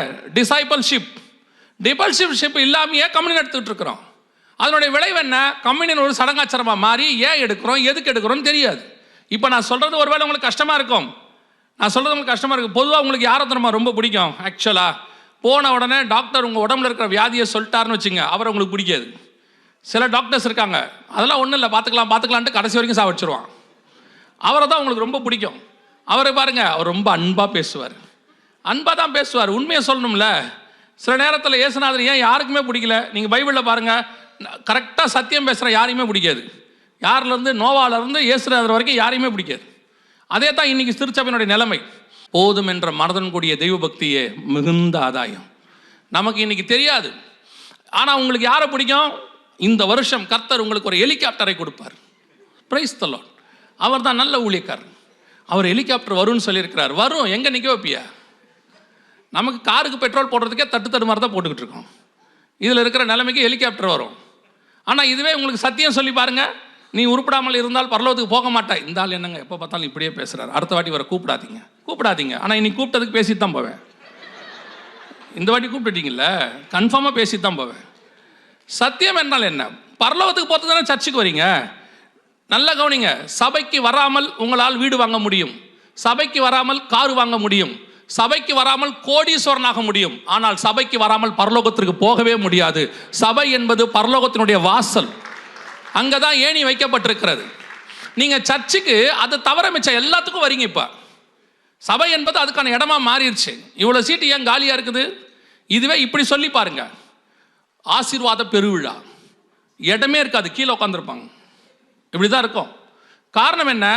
இன்னைக்கு நம்ம மைண்டு முழுக்க சத்தியத்தை விட்டு ஆசீர்வாதத்துக்கு பின்னாடி போயிருச்சு. அதுவும் எது ஆசீர்வாதம் வேற உங்களுக்கு தெரிய மாட்டேங்குது. அதான் இப்போ பிரச்சனையே. இப்போ கீழானவைகள் அல்ல மேலானவைகளே நாடுங்கள்னு பைபிள் சொல்லுது. நாம் நாடுறது எல்லாம் கீழானவைகள், அத்தனையும் கீழானவைகள். நீங்கள் என்ன எவ்வளவு வாங்கினாலும் போகும்போது எல்லாத்தையும் எடுத்துட்டு பெட்டிக்குள்ளே ஒன்றும் வைக்க போகிறதில்ல. வைக்க போனா நீங்கள் கேட்க போகிறதும் இல்லை. எந்திரிச்சு கேட்கவா போறீங்க? அந்த பச்சை கலர் புடவை ஒன்று வச்சிருந்தேன், அது உள்ளே வைப்பான்னு கேட்கவா போறியா? கன்ஃபார்மாக கேட்க போகிறதில்ல. அது அவனுக்கும் தெரியும், உங்களுக்கும் தெரியும். ஆனாலும் அப்படியே வாங்கி 500 புடவையை திறந்து பார்க்குறதோட சரி. இப்போ கட்டுறது கூட இல்லை இப்போல்லாம். அதெல்லாம் அப்படி பார்க்குறதோட சரி. இதான் நமக்கு ஆசீர்வாதம்னு நினச்சிட்டு இருக்கிறோம். கவனிச்சு கொள்ளுங்க. நீங்கள் கண்களால் காணுகிற எதுவும் உங்களோடு கூட வராது. நீங்கள் காணாத ஆசீர்வாதம் ஒன்று இருக்கிறது. அதுதான் கர்த்தர் நியமித்து வைத்தது. அப்போ சபை என்பது அதற்கான இடம். அதுக்கு தான் சர்ச். வர உங்களுக்கு தெரியணும், நடத்துகிறவங்களுக்கும் தெரியணும். உங்களை கொண்டு போய் பரலோகத்தில் சேர்க்கிற பொறுப்பு மட்டுமே சபைக்கு இருக்கிறது. உலக ஆசீர்வாதத்தை கூட கொடுக்கப்படும். முதலாவது தேவனுடைய ராஜ்யத்தையும் நீதியையும் தேடுங்கள், பின்பு இவை யாவும் உங்களுக்கு கூட கொடுக்கப்படும். நீங்கள் போய் பாருங்கள், ஹோட்டல்லாம் இங்கே நிறைய இந்தியன் ரெஸ்டாரண்ட்லாம் இருக்குது. போய் பாருங்கள். போய் உட்காந்த உடனே நீங்கள் என்ன கேட்குறீங்க? இட்லின்னு தானே கேட்குறீங்க, தோசை கேட்குறீங்க இல்லையா? யாராவது கேட்கும்போது கேட்டிருக்கீங்களா? தோசை கூட அந்த வெள்ளை சட்னி, கருப்பு சட்னி, மஞ்சள் சட்னி, பச்சை சட்னி. அவர் சொல்லுவார், சார் நீங்கள் தோசை மட்டும் ஆர்டர் கொடுங்க, கூட தானாக வரும். அதை கேட்க வேண்டிய அவசியமே இல்லை, அது பேக்கேஜில் இருக்குது. அதே மாதிரி தான் நீங்கள் பரலோகத்திற்காக சபைக்கு வாங்கள். பூலோகத்தில் உள்ளது அந்த பேக்கேஜிலே இருக்குது. கர்த்தர் அதை தருவதற்கு வல்லமை உள்ளவராக இருக்கிறார். அது பேக்கேஜ். அது நீங்கள் எதுக்கு வரணுமோ அதுக்கு வர மாட்டீங்க. இப்போ போய் கடையில் ரெஸ்டாரண்ட்டில் உட்காந்துட்டு தேங்காய் சட்னி ஒரு கப், சார் என்ன சாப்பிட்றீங்க, மஞ்சள் சட்னி ஒரு கப், சார் மெயின் டிஷ்ஷு, என் மெயின் டிஷ்ஷே அதான், இந்த கூட கொடுக்கறதா என் மெயின் டிஷ் ஆயிடுச்சு இன்னைக்கு. அதுதான் சபையினுடைய மூலதனம் போல இருக்கு. தயவு செய்து சொல்கிறேன். அதனால் கர்த்தர் என்ன பண்ணாராம், சர்ச்சில் நடுவில் ஒரு வேலை ஒன்று பண்ணுறார். அதுதான் ஓசியாவின் புஸ்தகம் 4ஆம் அதிகாரம் வசனம் சொல்லுது, அவருடைய அப்பம் அவர்களுக்கே ஆகும், அவருடைய திராட்சரசத்தின் பானபலியை வார்ப்பதும் இல்லை. நோ கம்யூனியன் அப்படின்ட்டார். சர்ச்சுக்குள்ள மோர் தென் 6 months கம்யூனியனே கிடையாது. நிறைய இடத்துல கம்யூனியன் கிடையாதுன்னா என்ன அர்த்தம் தெரியுமா? எந்த ஒரு விஷயத்தையும் நல்லா கவனிங்க, எந்த ஒரு விஷயத்தையும் ஸ்பிரிச்சுவலாக ஹேண்டில் பண்ணணும். சர்ச் உலக பிரகாரமாக நீங்கள் ஹேண்டில் பண்ணுவீங்கன்னா உலகத்துக்கும் உங்களுக்கும் வித்தியாசம் இல்லைன்னு அர்த்தம். இப்போது பைபிள்லேருந்து நான் உங்களுக்கு ஒரு உதாரணம் சொல்கிறேன், கவனிங்க. பைபிளில் நிறைய காலத்தில் பஞ்சம் வருது. ஆபிரகாம் காலத்தில் பஞ்சம் வருது, ஐசக் பீரியடில் பஞ்சம் வருது, டேவிட் பீரியடில் பஞ்சம் வருது, ஆகாபு காலத்தில் பஞ்சம் வருது, நிறைய பேருடைய காலத்தில் பஞ்சம் வருது. அத்தனை பேரும் பஞ்சத்தை பஞ்சமாய் பார்த்தார்கள். ஆனால் தாவீது மட்டும் என்ன செய்வார் தெரியுமா? ஆண்டவர்கிட்ட போய் கேட்பாரு, ஏன் ஆண்டவரே என் தேசத்தில் பஞ்சம் வந்துச்சு? அந்த பஞ்சத்தை ஸ்பிரிச்சுவலாக மூவ் பண்ணுறார். ஏன் ஆண்டவரே என் காலத்தில் பஞ்சம் வந்துச்சு? ஆகாப் காலத்தில் பஞ்சம் வந்தோடனே அவர் புல்லு தேடி போகிறார். ஈசாக்கு பஞ்சம் வந்தோடனே வேற ஊருக்கு போகலான்னு நினைக்கிறார். ஆபிரகாம் பஞ்சம் வந்தோடனே எகிப்துக்கு போயிட்டார். ஆனால் தாவீது எங்கேயுமே போல, எதுவுமே பேசலை. ஆண்டவர்கிட்ட போய் கேட்குறாரு, ஏன் பஞ்சம் வந்துச்சு? உடனே ஆண்டவர் அவருக்கு ஒரு ரெவலேஷன் கொடுக்குறாரு, ஒரு வெளிப்பாடு. ஆண்டவர் சொல்கிறாரு, இந்த பஞ்சத்துக்கு காரணம் சவுல் காலத்தில் சில ரத்தப்பழி சிந்தப்பட்டுச்சு, அவங்களுக்கான காம்பன்சேஷன் பண்ணாமல் இருக்கு, அந்த காம்பன்சேஷனை பண்ணிட்டா இந்த பஞ்சம் போயிடும்னு சொல்கிறார். உடனடியாக தாவீது அந்த காம்பன்சேஷன் சொல்லிட்டு அந்த ஜனங்களை பார்த்து சொல்லுவார், கர்த்தரின் சுதந்திரத்தை ஆசீர்வதிங்கள்னு சொல்லுவார். அந்த பஞ்சம் போயிடும். பாருங்க, இதுதான் ஸ்பிரிச்சுவல் பீப்புள் ஒவ்வொரு விஷயத்தையும் ஹேண்டில் பண்ணுற விதம். எது நடந்தாலும் அதுக்கு பின்னாடி ஏன் ஆண்டவரே, நீங்கள் ஆண்டவரை கேட்கணும், எனக்கு ஏன் இது நேரிட்டதுன்னு கேட்கணும். இப்போ கோவிட் வந்துச்சு, நீங்கள் கோவிடுக்கு என்ன காரணம்? அது ஒரு வைரஸ், உலகம் முழுக்க வந்துச்சு, சைனாவில் ஆரம்பிச்சிச்சு, எல்லா இடத்துலையும் கர்ஃப்யூ போட்டாங்க, லாக்டவுன் போட்டாங்க, எல்லாம் உண்மை, மாற்றுக்கருத்தே இல்லை. இதைத்தானே உலகமும் சொல்லுச்சு, இதைத்தான் உலகம் சொல்லுது, அதையே தான் நீங்களும் சொல்றீங்க. அப்போ நமக்கும் உலகத்துக்கும் என்ன வித்தியாசம்? அந்த வித்தியாசத்தை சபை தான் கண்டுபிடிக்கணும். இப்போ இந்த வசனத்தை வச்சுக்கிட்டு பாருங்க, ஆண்டவர் சொல்றாரு, சபை தேவனை விட்டு தூரம் போயிடுச்சு, ரொம்ப தூரம் போயிடுச்சு. இப்போ கர்த்தர் சபையை மீட்கிற காலம் வந்துடுச்சு. வந்தவொடனே கர்த்தர் என்ன பண்றாரு, சபையோட தான் பண்ண அக்ரிமெண்ட், உடன்படிக்கையை கொஞ்சம் ஸ்டாப் பண்றாரு. உங்களுக்கு தெரியும் நினைக்கிறேன், நம்ம ஊர்லலாம் ஒரு ப்ரொசீஜர் உண்டு. கல்யாணத்துக்கு முன்னாடி என்கேஜ்மெண்ட் ஒன்று வைப்பாங்க, ஒரு 3 மாதத்துக்கு முன்னாடி, 2 மாதத்துக்கு முன்னாடி. அந்த என்கேஜ்மெண்ட்டை வச்சுட்டு அதோடைய அர்த்தம் என்னென்னா, இந்த பையனை இந்த பொண்ணுக்கு நாங்கள் என்ன பண்ணிட்டோம், ஃபிக்ஸ் பண்ணிட்டோன்னு அர்த்தம். அப்புறம் திடீர்னு பொண்ணு வீட்டிலேருந்தோ மாப்பிள்ளை வீட்டிலேருந்தோ ஃபோன் பண்ணி கொஞ்சம் மேரேஜை கொஞ்சம் தள்ளி வைக்கலாம், இப்போ வேணாம் அப்படின்னா நீங்கள் ஒரு காரணம் கேட்பீங்கல்ல. என்கேஜ்மெண்ட் பண்ணியாச்சு, ஏன் இப்போ வேணான்னு சொல்கிறீங்க, ஒரு காரணம் கேட்பீங்கல்ல. அதே காரணத்தை இங்கே கேட்கணுமா இல்லையா? அப்பமும் ரசமோங்கிறது என்கேஜ்மெண்ட், கர்த்தர் சபையை பண்ணிட்டு போயிருக்கிறார். இப்போ திடீர்னு இந்த உடன்படிக்கையை கர்த்தர் ஸ்டாப் பண்ணுறார், வேண்டாம் ஒரு 6 மாதத்துக்கு எடுக்காதீங்கன்றார். அப்போ சபை கேட்கணும்ல, ஆண்டவரை ஏன் ஆண்டவரை ஸ்டாப் பண்ணியிருக்கிறீங்க? இல்லை கொரோனா ஸ்டாப் ஆச்சு, சினிமா தேட்டர் ஸ்டாப் ஆச்சு, கொரோனா வந்துச்சு, ஸ்கூல் ஸ்டாப் ஆச்சு, கொரோனா வந்துச்சு, ரெஸ்டாரண்ட் மூடினாங்க, கொரோனா வந்துச்சு, ஏன் சர்ச்சு மூடிச்சு? ஏன்னா வசனத்தின்படி பாதாளத்தின் வாசல்கள் சபையை மேற்கொள்ளாதுன்னு இருக்கு. ஒரு காரியம் வரும்போது இப்போ கவர்மெண்ட் சொல்லுது சர்ச்சை மூடுறோம், மாற்று கருத்தே இல்லை. ஆனால் ஏன் வந்துச்சு நீங்கள் கேட்கணும், ஆண்டவரை இது நடந்ததுக்கு என்ன காரணம் ஆண்டவரே நீங்கள் கேட்கணும். கேட்டால் தானே கர்த்தர் ரீசன் சொல்லுவார். பைபிள் முழுக்க போய் பாருங்க, ஒரு சம்பவம் நடக்கும்போது போய் கேட்குறாங்க ஜனங்க, ஏன் இப்படி நடந்துச்சுன்னு. யாராவது கொரோனாவில் போய் கர்த்தரை கேட்டிங்களா? கொரோனாவுக்கு ஆண்டவர்கிட்ட போய் விசாரிச்சிங்களா, இந்த மாதிரி ஏன் நடக்குது ஆண்டவரே?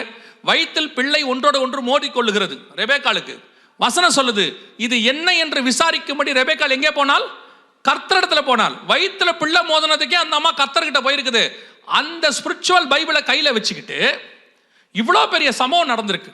ஏதாவது ஆண்டவரை கேட்டீங்களா, ஏன் ஆண்டவரை இப்படி நடந்துச்சு, இந்த மாதிரி நடக்குதே என்ன காரணம்? உலகம் ஃபுல்லா கிட்டத்தட்ட 10 கோடி பேர் செத்துருக்கிறாங்க, 10 கோடி பேர் செத்துருக்கிறாங்க. நினிவேல ஒரு 1,20,000 பேர் இருந்தாங்க. அவங்க சாகரத பத்தி பைபிள் சொல்லுது, கர்த்தர் மனஸ்தாபப்பட்டு யோனா கிட்ட போய் கேட்கிறாரு, 1,20,000 பேர் செத்து போயிடுவாங்கப்பா அப்படின்னு சொல்றார். அந்த தேவன் நேற்றும் இன்றும் என்றும் மாறாதவராய் இருக்கிறார். உண்மைதானே? அப்போ 10 கோடி பேர் சாகும்போது மனஸ்தாபம் பற்றுப்பாரா மாட்டாரா? 10 கோடி ஜீவன் போக போது கர்த்தருக்கு மனஸ்தாபம் வருமா வராதா? அப்போ கர்த்தர்கிட்ட ஏன் கேட்கல சர்ச்? சபை ஏன் கேட்கல? சபையை பொறுத்த வரைக்கும் என்ன? லாக்டவுன், ஒர்க் ஃப்ரம் ஹோம், வீட்டில் ஃப்ரிட்ஜில் எல்லாமே இருக்கு, ஒரு மாதத்துக்கு தேவையான மளிகை சாமான் எல்லாமே இருக்கு, தேவைப்பட்டா ஆர்டர் போட்டால் வருது, ஓகே ஃபைன், வரும்போது வரட்டும். உலகத்தான் கேள்வி கேட்க மாட்டான். ஏன்னா அவனுக்கு தெரியாது. ஆனால் சபை கேட்கணும், ஆண்டவரை ஏன் இப்படி ஒரு காரியத்தை அனுமதிச்சிங்கன்னு கேட்கணும். கேட்டால் தான் கர்த்தர் சொல்லுவார், நீங்கள் என்னை விட்டு தூரம் போனீர்கள். சபை கர்த்தரை விட்டு கடந்த 25 வருஷமா எங்கே போயிடுச்சு? தூரம் போயிடுச்சு. ஆண்டவருக்கு பிரியமில்லாத காரியத்தெல்லாம் சபைக்குள்ள வந்துருச்சு. அது எப்படிங்க சொல்லிங்க? சபை ஆண்டவருக்கு பிரியமில்லாத காரியத்தெல்லாம் செய்யுது. நாங்கள்லாம் கரெக்டாக சர்ச்சுக்கு வராது தெரியுமா? நாங்கள்லாம் கரெக்டாக தசமாம் காணிக்க கொடுக்குறோம், நாங்கள்லாம் கரெக்டாக ப்ரோக்ராமில் இருக்கிறோம், ஏதாவது டூர்லாம் போனால் நாங்கள் உடனே கிளம்பி வந்துடுவோம், சமைச்சு கொண்டு வந்து மொத்தமாக உட்காந்து சாப்பிட்றதுல இஸ்ரவேல் ஜனங்களோட நாங்கள் தான் முக்கியமான ஆள், பர்ஃபெக்டாக ஆளுக்கு ஒன்று சமைச்சு கரெக்டாக கொண்டு வந்துடுவோம் சர்ச்சுக்கு. சண்டேக்கு ஆராதனைக்கு வரமோ இல்லையா சமைச்சு கொண்டு வந்துடுற கரெக்டாக வந்துடுவோம். லேட்டாக கூட வருவோம், ஆனால் சாப்பிட்றதுக்கு லேட்டாக வரமாட்டோம். இன்னும் உங்களை சொல்லலை திருப்பியும், நீங்கள் யாரும் தப்பாக நினைக்கக்கூடாது. நான் பேசுறது ஆஸ்திரேலியா கண்டத்துக்கு வெளியே அந்தமான் நிக்கோபார் ஐலாண்டில், புரியுதா? சர்ச்சுக்கு லேட்டாக வருவாங்க, ஆனால் சாப்பிட்றதுக்கு கரெக்டாக வந்துடுவாங்க. அவங்க சொல்லுவாங்க, சமைச்சு கொண்டு வரதுக்கு லேட் ஆயிடுச்சு, ஆராதனை முடிஞ்சிருச்சா? செய்தியே முடிஞ்சிருச்சு, நல்ல வேலை எங்கே சாப்பாடு முடிஞ்சிருமோன்னு நினச்சேன். அந்த மாதிரி ஒரு குரூப் பர்ஃபெக்ட். அப்படி இருக்கும்போது அப்போ கர்த்தர்கிட்ட கேட்கணும்ல சர்ச், ஏன் ஆண்டவரே எது நடந்துச்சு அப்படின்னா கர்த்தர் சொல்ல போறாரு, இந்த 25 வருஷம் சபை தேவனை விட்டு தூரம் போச்சு. சபையில் என்ன ஸ்பிரிச்சுவாலிட்டி இருந்துச்சு? சபை ஒரு சடங்காச்சார இடமா மாறிடுச்சு. இஸ்ரவேல் ஜனங்கள் புசித்தார்கள், குடித்தார்கள், விளையாடினார்கள். அப்படித்தானே இருக்கு? எக்ஸோடஸ்ல. அதுக்கு முன்னாடி அவன் என்ன பண்ணுவான் பாருங்க, அதிகாலையில் எழுந்து சர்வாங்க தகன பலிகளை செலுத்தி, சமாதான பலிகளை செலுத்தி, அதுக்கப்புறம் தான் இந்த வேலை பண்ணான். நம்ம இப்போ என்ன பண்றோமோ அதை அப்படியே அவன் பண்ணியிருக்கான். ஸ்பிரிச்சுவலா அவன் பண்ண வேண்டியதை எல்லாம் கரெக்டா என்ன பண்ணிட்டான், அந்த ட்ரெடிஷனை கரெக்டா முடிச்சிட்டான். எழுந்திருச்சான், பலி செலுத்தினா, எல்லாம் முடிஞ்சிருச்சு. வாங்க இனிமேட்டு நம்ம சாப்பிடலாம், இனிமேட்டு நம்ம குடிக்கலாம், இனிமேட்டு நம்ம விளையாடலாம், ஜாலியாக இருக்கலாம், கதை முடிஞ்சிச்சு. இதுதான் 25 வருஷம் சர்ச். சபைக்குள்ள கர்த்தர் அருவருக்கிற எல்லா காரியமும் வந்துருச்சு, அத்தனை காரியமும் சபைக்குள்ள வந்துருச்சு. இந்த பக்கம் அமெரிக்காவில் ஆரம்பிச்சு ஆஸ்திரேலியா வரைக்கும் பெரும்பான்மையான சபைகள் 95% சர்ச்சஸ் ஆண்டவருடையதான அருவருப்பு உள்ளே இருக்குது. என்ன அருவருப்பு இருக்குது வாசிங்க. அந்த இடத்துல ஆண்டவர் இஸ்ரவேலை பற்றி ஒன்று சொல்கிறாரு. அந்த ப்ராஃபஸி எப்படி நமக்கு நிறைவேறுதுன்னு பாருங்களேன். வாசிங்க, ரெவலேஷன் 11, வெளிப்படுத்தின விசேஷம் 11ஆம் அதிகாரம் 8வது வசனம் வாசிங்க பார்ப்போம். ரெவலேஷன் 11:8 வாசிங்க. அவர்களுடைய சிலுவையிலே அறையப்பட்டார். இயேசு சிலுவையில் அறையப்பட்டது எருசலேமுக்கு புறம்பே. அந்த சிட்டியை பற்றி பைபிளில் ஆண்டவர் ப்ரொஃபட்டிக்கலாக எழுதுறாரு. கடைசி நாட்களில் எருசலேம் எப்படி இருக்குமா, ஞானார்த்தமாய் எகிப்து என்றும் சோதோம் என்றும் சொல்லப்படும். சோதோமில் என்ன பாவம் இருந்துச்சுன்னு உங்கள் எல்லாருக்கும் தெரியும். தெரியுமா தெரியாதா? நல்லா தெரியும். நீங்கள் போய் வாசிச்சு பாருங்கள். 18ஆம் அதிகாரத்தில் இருக்குது, 19ஆம் அதிகாரத்தில் இருக்குது, ஜெனிசிஸில் இருக்குது. சோதோமில் என்ன இருந்துச்சு? எல்ஜிபிடி, இன்னைக்கு நீங்கள் சொல்லக்கூடிய ஹோமோசெக்சுவாலிட்டியில் எல்லாம் இருந்துச்சு. இதே காரியம் கடைசியாக எருசலேமில் நடக்கும்னு கர்த்தர் சொல்கிறார். லோத்து காலத்தில் ஜனங்கள் தெருக்களில் இருந்தாங்களாம். தெருவில் என்ன செஞ்சாங்களாம், லோத்து வீட்டை மூடிக்கிட்டாங்கன்னு இருக்கு. இதே மாதிரி எருசலேமில் நடக்கும்னு ஆண்டவர் எழுதுறாரு. எப்போ? 1st செஞ்சுரியில் பத்மு தீவில் யோவானுக்கு வெளிப்படுத்தப்படுது. சொல்லும் போது எருசலேமே இல்லை. எருசலேம் ரோமர் கையில் போயிடுச்சு. அங்கே இருக்கிற தேவாலயம்லாம் இடிக்கப்பட்டாச்சு. அவர் துருக்கியில் இருக்கிறாரு, பத்முங்கிற தீவில். அங்கே ஆண்டவர் சொல்கிறாரு, என் டைமில் நீ பாரு, இந்த சிட்டி சோதோமை போல இருக்கும் அப்படின்னு சொன்னார். இது இப்போ உலகத்தில் சோதோம் மாதிரி உலகத்தில் எல்ஜிபிடிக்கு ஹெட் குவார்ட்டர்ஸ்ன்னு சொல்கிற இடத்துல எது வந்திருக்குன்னு கேட்டிங்கன்னா இதுதான் எருசலேம். எருசலேமுடைய நிலைமை இது. இப்போ ஃபஸ்ட்டு ஐரோப்பாவில் பல இருந்துச்சு, பிரைட்டன் இருந்துச்சு, சில சிட்டிஸ் இருந்துச்சு. இப்போ கடைசியாக என்ன பண்ணிட்டான்னு கேட்டிங்கன்னா இதை முழுக்க கொண்டு வந்து எல்ஜிபிடிக்கு ஹெட் குவார்ட்டர்ஸாக எருசலேமை கொண்டாந்துருக்கிறான். இப்போது வெளிப்படுத்துகிற விசேஷம் 11ஆம் அதிகாரம் 4வது வசனம் 100% அப்படியே நிறைவேறி இருக்குது. சாரி, 8வது வசனம் அப்படியே நிறைவேறிடுச்சு. இன்னைக்கு நீங்கள் இதை எடுத்துக்கு பாருங்க. சர்ச்சில் இதை பேசக்கூடாது, அந்த இடத்துக்கு சபை வந்துருச்சு. சபையில் சொன்னால் அஃபென்சிவ். சபையிலேயே இதெல்லாம் பேசணும், அதெல்லாம் பேசக்கூடாது. கர்த்தர் எல்லாரையும் நேசிக்க சொல்லியிருக்கிறார். ஆண்டவர் பாவிகளை நேசிக்க சொல்லியிருக்கிறார், பாவத்தை நேசிக்க சொல்லலை. இன்னைக்கு நிறைய பேர் இந்த மிஸ் அண்டர்ஸ்டாண்ட் ஒன்று இருக்குது. மிகப்பெரிய பாஸ்டர் ஒருத்தர் இருக்கார் அமெரிக்காவில், கிட்டத்தட்ட 80,000 பேர் இருக்காங்க. நான் பேர் சொல்ல விரும்பலை, 80,000 பேர் இருக்காங்க. அவங்க சர்ச்சுக்குள்ள இந்த மாதிரி ஆட்கள் எல்லாமே அலவுடு. அதுக்கு அவர் ஒரு காரணம் சொல்றாரு. சபைக்கு வரும்போது அவங்கள வரவேணான்னு எப்படி சொல்றது? அவங்க வரட்டும், இருக்கட்டும். அவர்களுக்கு நாம் ஏன் அதெல்லாம் சொல்லி அவங்களை கஷ்டப்படுத்தணும் அப்படிங்கிறார். கவனிங்க, இயேசு கிறிஸ்து விபச்சாரக்காரரை நேசித்தார், இயேசு கிறிஸ்து கல்வனை நேசித்தார், ஆயக்காரனை நேசித்தார். ஆனால் அத்தனை பேருக்கு சொன்ன ஒரு வார்த்தை என்ன தெரியுமா? இனி பாவம் செய்யாதே. இயேசு சொன்ன பர்டிகுலர் வேர்ட், இனி பாவம் செய்யாத. நீ வா, வந்த மாதிரியே என் கூட இரு, நீ எப்படி வேணாலும் இரு, என்னைக்காவது ஒரு நாள் திருந்துன்னு ஆண்டவர் சொல்லலை. எது பாவம் என்பதை சொல்லி கொடுத்தார். அதை சபை சொல்லணும். சபைக்கு என்ன பயம்? சபைக்கு என்ன பயம்? சொன்னா சட்டப்படி உள்ள பிடிச்சு வச்சிருவாங்க. சொல்லக்கூடாது, சொன்னா பிரச்சனை ஆயிரும். கவனிச்சுக்கொள்ளுங்க, அமெரிக்காவில் இதே மாதிரி ஒரு சம்பவம் நடந்துச்சு. சபையில் ஹோமோசெக்சுவாலிட்டியில் இருக்கிறவங்க திருமணம் பண்ணி வைக்க சொல்லியிருக்கிறாங்க. சொன்னபோது அங்கே இருந்த ரிஜிஸ்ட்ரார் சொல்லிட்டாங்க, அந்த அம்மா சொல்லிட்டாங்க, முடியாதுன்னு சொல்லிட்டாங்க. இது அகெயின்ஸ்ட் டு பைபிள், ஒத்துக்க மாட்டோம் அப்படின்னு சொல்லிட்டாங்க. அவங்க போய் அந்த அம்மா மேலே கேஸ் கொடுத்துட்டாங்க. கொடுத்த பிறகு இப்போ அங்கே நீதிபதி கூப்பிட்டு கேட்குறாரு, இந்த சட்டம் யூஎஸில் நாங்கள் போட்டிருக்கிறோம், ஒருவேளை நீங்கள் தெரியாமல் கூட இருந்திருக்கலாம், இப்போ நீங்கள் அவங்களுக்கு திருமணம் பண்ணி வைக்கிறேன்னு ஒத்துக்கிட்டா நாங்கள் உங்களை விடுதலையாக்க தயாராக இருக்கிறோம் அப்படின்னு சொல்கிறாங்க. அப்போ அந்த அம்மா சொன்ன பதில் இருக்குது, யூடியூப்பில் போய் பாருங்கள். அந்த அம்மா சொன்ன பதில், உங்ககிட்ட விடுதலை வாங்கி நான் நரகத்துக்கு போவதை விட உங்ககிட்ட தண்டனை வாங்கி நான் பரலோகத்துக்கு போவதே மேன்மையாய் கருதுகிறேன். இன்னைக்கு இங்கே தான் சர்ச்சு நிற்குது. இதான் சர்ச்சினுடைய நிலைமை. இன்னைக்கு சபைக்கு சத்தியத்தை பேச பயம், சத்தியத்தை சொல்லுவதுக்கு பயம். சொன்னா பிரச்சனை வந்துருமோ? நம்ம பொறுத்த வரைக்கும் எப்படி தெரியுமா? ஒரு சொபிஸ்டிகேட்டட் லைஃபோட அப்படியே பரலோகத்துக்கு போயிடணும். இங்கேயும் பிரச்சனை இருக்கக்கூடாது, பரலோகத்திலையும் போய் சந்தோஷமா இருக்கணும். எல்லா இடத்துலையும் சொகுசா இருந்துட்டு பரலோகத்துக்கு போகணும். ஆனா பைபிள் சொல்லுது, இடுக்கனான வாசல் வழியே பிரவேசியுங்கள். உலகத்துல ஏதாவது பிரச்சனை வரதான் செய்யும். சத்தியத்தில் நிற்கும் போது நீங்கள் சத்ருவாய் மாற வேண்டி வரும். அப்படிலாம் இல்லை, நான் சத்ருவாலாம் மாற மாட்டேன், நான் ஏன் இஷ்டப்படித்தான் இருப்பேன், அப்படியே தசமாம் காணிக்க கொடுத்து அப்படியே பரலோகத்துக்கு போயிடுவேன்னா, லஞ்சம் வாங்கிட்டு உள்ளே அனுப்புறதுக்கு ஆண்டவர் ஒன்றும் மோசமான ஆள்லாம் கிடையாது. இல்லை, எந்த தூதனோ பின்வாசல் வழியாக உள்ளெல்லாம் விடமாட்டான். வேணா இங்கே இருக்கிற, நான் சொன்னேன் இங்கே இருக்கிறவங்க இங்கே இருக்கிறல்ல, உலகத்தில் இருக்கிற சில மனிதர்கள், சில ஊழியங்கள், சில ஊழியக்காரர்கள் உங்களை சாட்டிஸ்ஃபை பண்ணுறதுக்காக என்ன செய்யலாம்? இதையெல்லாம் சொல்லி உங்களை திருப்திப்படுத்தலாம். ஆனால் உங்களை நியாயம் தீர்க்கிறவர் ஒருவர் இருக்கிறார் மேலே. இங்க இருக்கிற யாரும் உங்களை பரலோகத்துக்கு கூட்டு போக முடியாது. நல்லா மனசுல வச்சுக்கொள்ளுங்க, இந்த பூமியில் இருக்கிற ஊழியமோ ஊழியக்காரனோ பரலோகத்துக்கு கூட்டு போற அதிகாரம் உடையவன் கிடையாது. ஊழியக்காரனுக்கு பரலோகத்துக்கு வழி காட்டுகிற அதிகாரம் மட்டுமே இருக்கு. பரலோகத்துக்கு கூட்டிட்டு போகிறவர் ஆண்டவராகிய இயேசு கிறிஸ்து ஒருவர் மட்டுமே. அவரே வழியும் சத்தியமும் ஜீவனுமாய் இருக்கிறார். இல்ல இல்ல, நாங்க அதெல்லாம் இருக்கோம், நாங்க அந்த மிஷனுக்கு கொடுக்குறோம், நாங்க இந்த ஊழியக்காரருக்கு அனுப்புறோம் மாசம் மாசம், அதனால அவர் எங்களை கூட்டிட்டு போவாரு, அவரும் போக மாட்டாரு, நீங்களும் போக மாட்டீங்க. ரெண்டு பேரும் இங்கே தான் இருப்பீங்க. நான் சொல்ற சத்தியத்துல இருந்து சொல்றேன். எந்த ஊழியக்காரனுக்கும் அந்த அதிகாரத்தை கர்த்தர் கொடுக்கல. நியாய தீர்ப்பு கொடுக்கிற அதிகாரத்தை பிதாவாகிய தேவன் இயேசு கிறிஸ்துவுக்கு கொடுத்திருக்கிறார் என்று யோவான் சொல்லுகிறது. ஆகவே ரொம்ப கேர்ஃபுல்லா இருந்து கொள்ளுங்க. சபைக்குள்ள அருவருப்பு வந்ததுனால தான் கர்த்தர் அப்பமும் ரசமும் சபைக்குள்ள வராம நிறுத்தினார். இது மட்டும் இல்லை, இது ஒரு பார்ட். அப்படியே ஐரோப்பாக்குள்ள போனீங்கன்னா சபையில வச்சு நாய்க்கும் கல்யாணம் நடக்கும், பூனைக்கும் கல்யாணம் நடக்கும். அங்கே வச்சு ரெண்டுத்துக்கு கல்யாணம். எனக்கு ரொம்ப சந்தேகம் அன்னிலேருந்து இன்னை வரைக்கும் என்னன்னா, இந்த கல்யாணம் பண்ணி வைக்கிறாங்களே ரெண்டு பூனைக்கிட்ட ரெண்டு நாய்க்கும் எப்படி உறுதிமொழி வாங்கியிருப்பாங்க? இல்லை, கல்யாணம் பண்ணி வைக்கும்போது கேட்கணும்ல, சுகத்திலும் துக்கத்திலும் வாழ்விலும் தாழ்விலும் மரணம் நம்மை பிரிக்கும் அளவுன்னு கேட்கணும்ல. இந்த நாய்கிட்ட எப்படி கேட்டிருப்பாங்க? இதுதான் சர்ச்சோடைய நிலைமை. புரியுதா அவங்கள? ஏன் அதெல்லாம் செஞ்சு வைக்கிறாங்க? சபை கேட்குது, விசுவாசி கேட்குது. விசுவாசி இல்லைன்னா என்ன செய்யும்? அது அடுத்த பிரச்சனை. இப்போ இதுக்கு காரணம் நீங்கள் தான். உங்ககிட்ட இப்போ என்ன பிரச்சனை?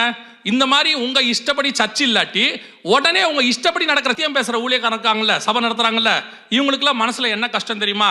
நம்ம சத்தியம் சொன்னோம்னா 40 பேர் கூட உட்கார மாட்டேங்குது.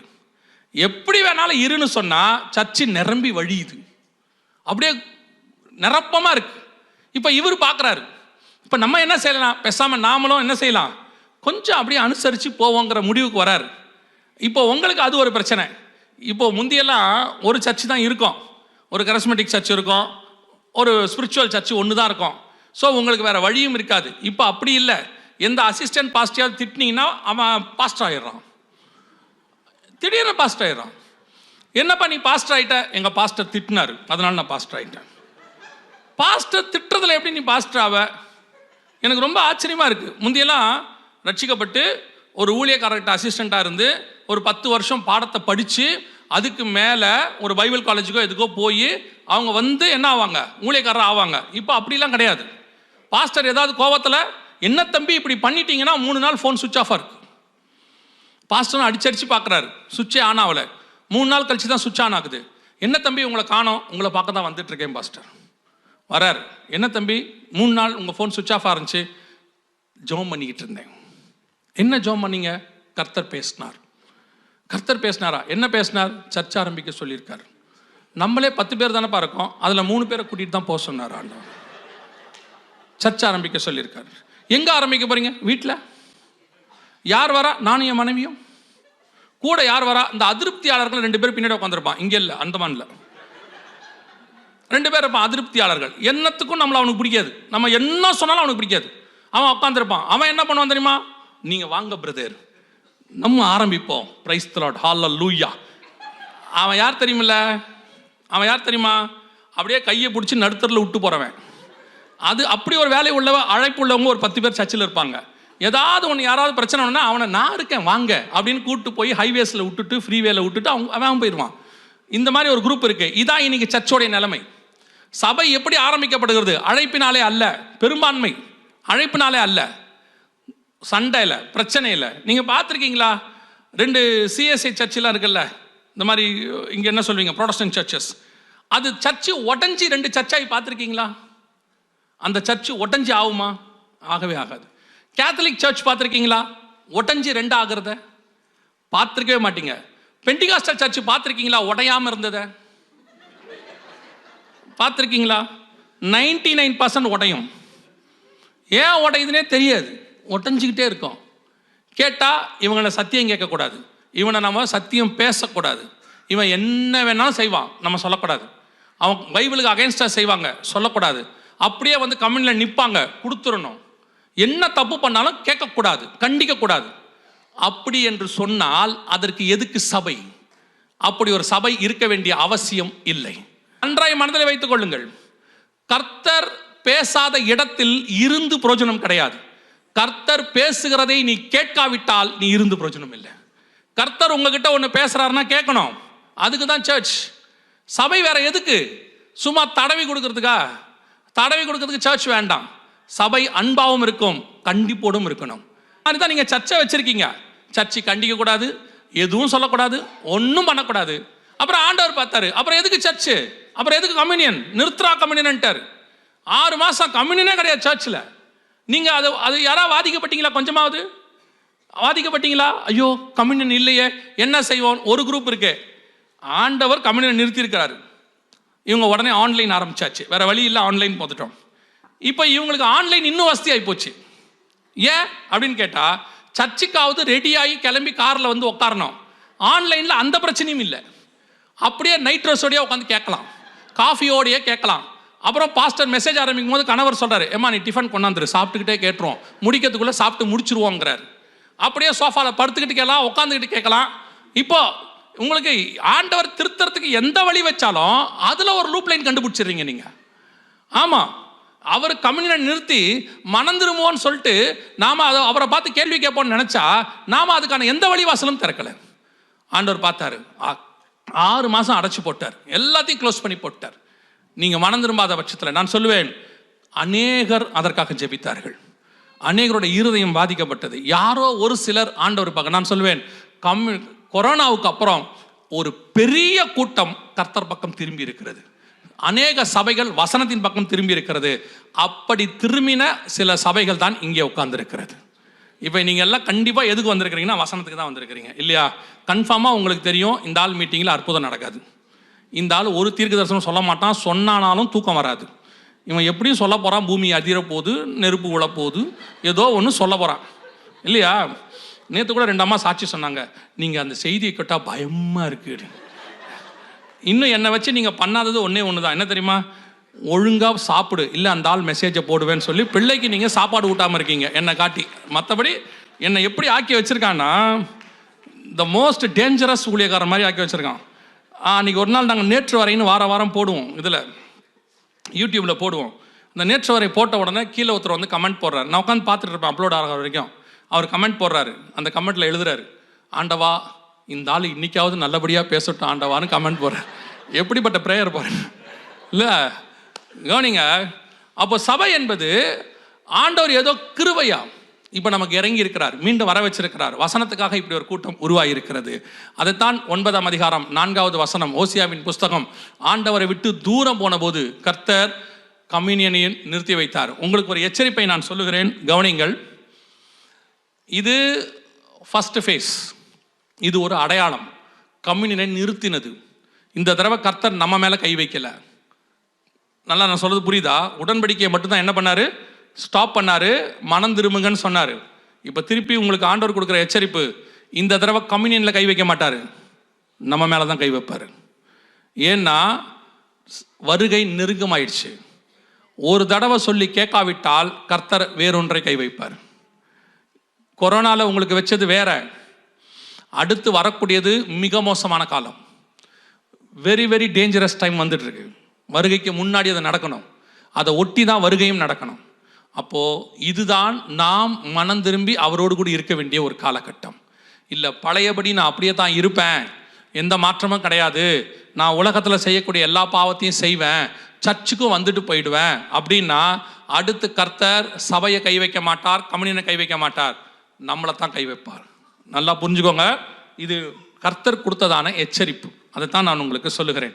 இந்த காலகட்டத்தில் மிக முக்கியமான தீர்க்க தரிசனங்கள் எல்லாம் இந்த கொரோனா பீரியடை ஒட்டி நிறைய தீர்க்க தரிசனங்கள் ஓசியாவில் உள்ளதெல்லாம் நிறைவேறிச்சு. அதில் 2-3 மாத்திரம் பார்த்துட்டு முடிக்கலாம். வாசிங்க, ஓசியாவின் புஸ்தகம் 12ஆம் அதிகாரம் 1வது வசனம் வாசிங்க. ஓசாயா சாப்டர் 12 வர்சஸ் 1 வாசிங்க பார்ப்போம்.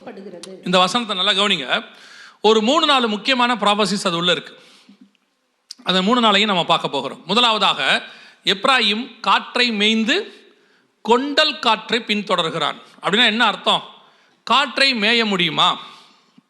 நான் கேட்கறது புரியுதா? காற்றை என்ன செய்ய முடியுமா? மேய முடியுமா? மேய்தல்னா என்ன? நம்மளை பொறுத்த வரைக்கும் மேய்தல்னா என்ன? ஆண்டவர் என்ன செய்கிறாரு?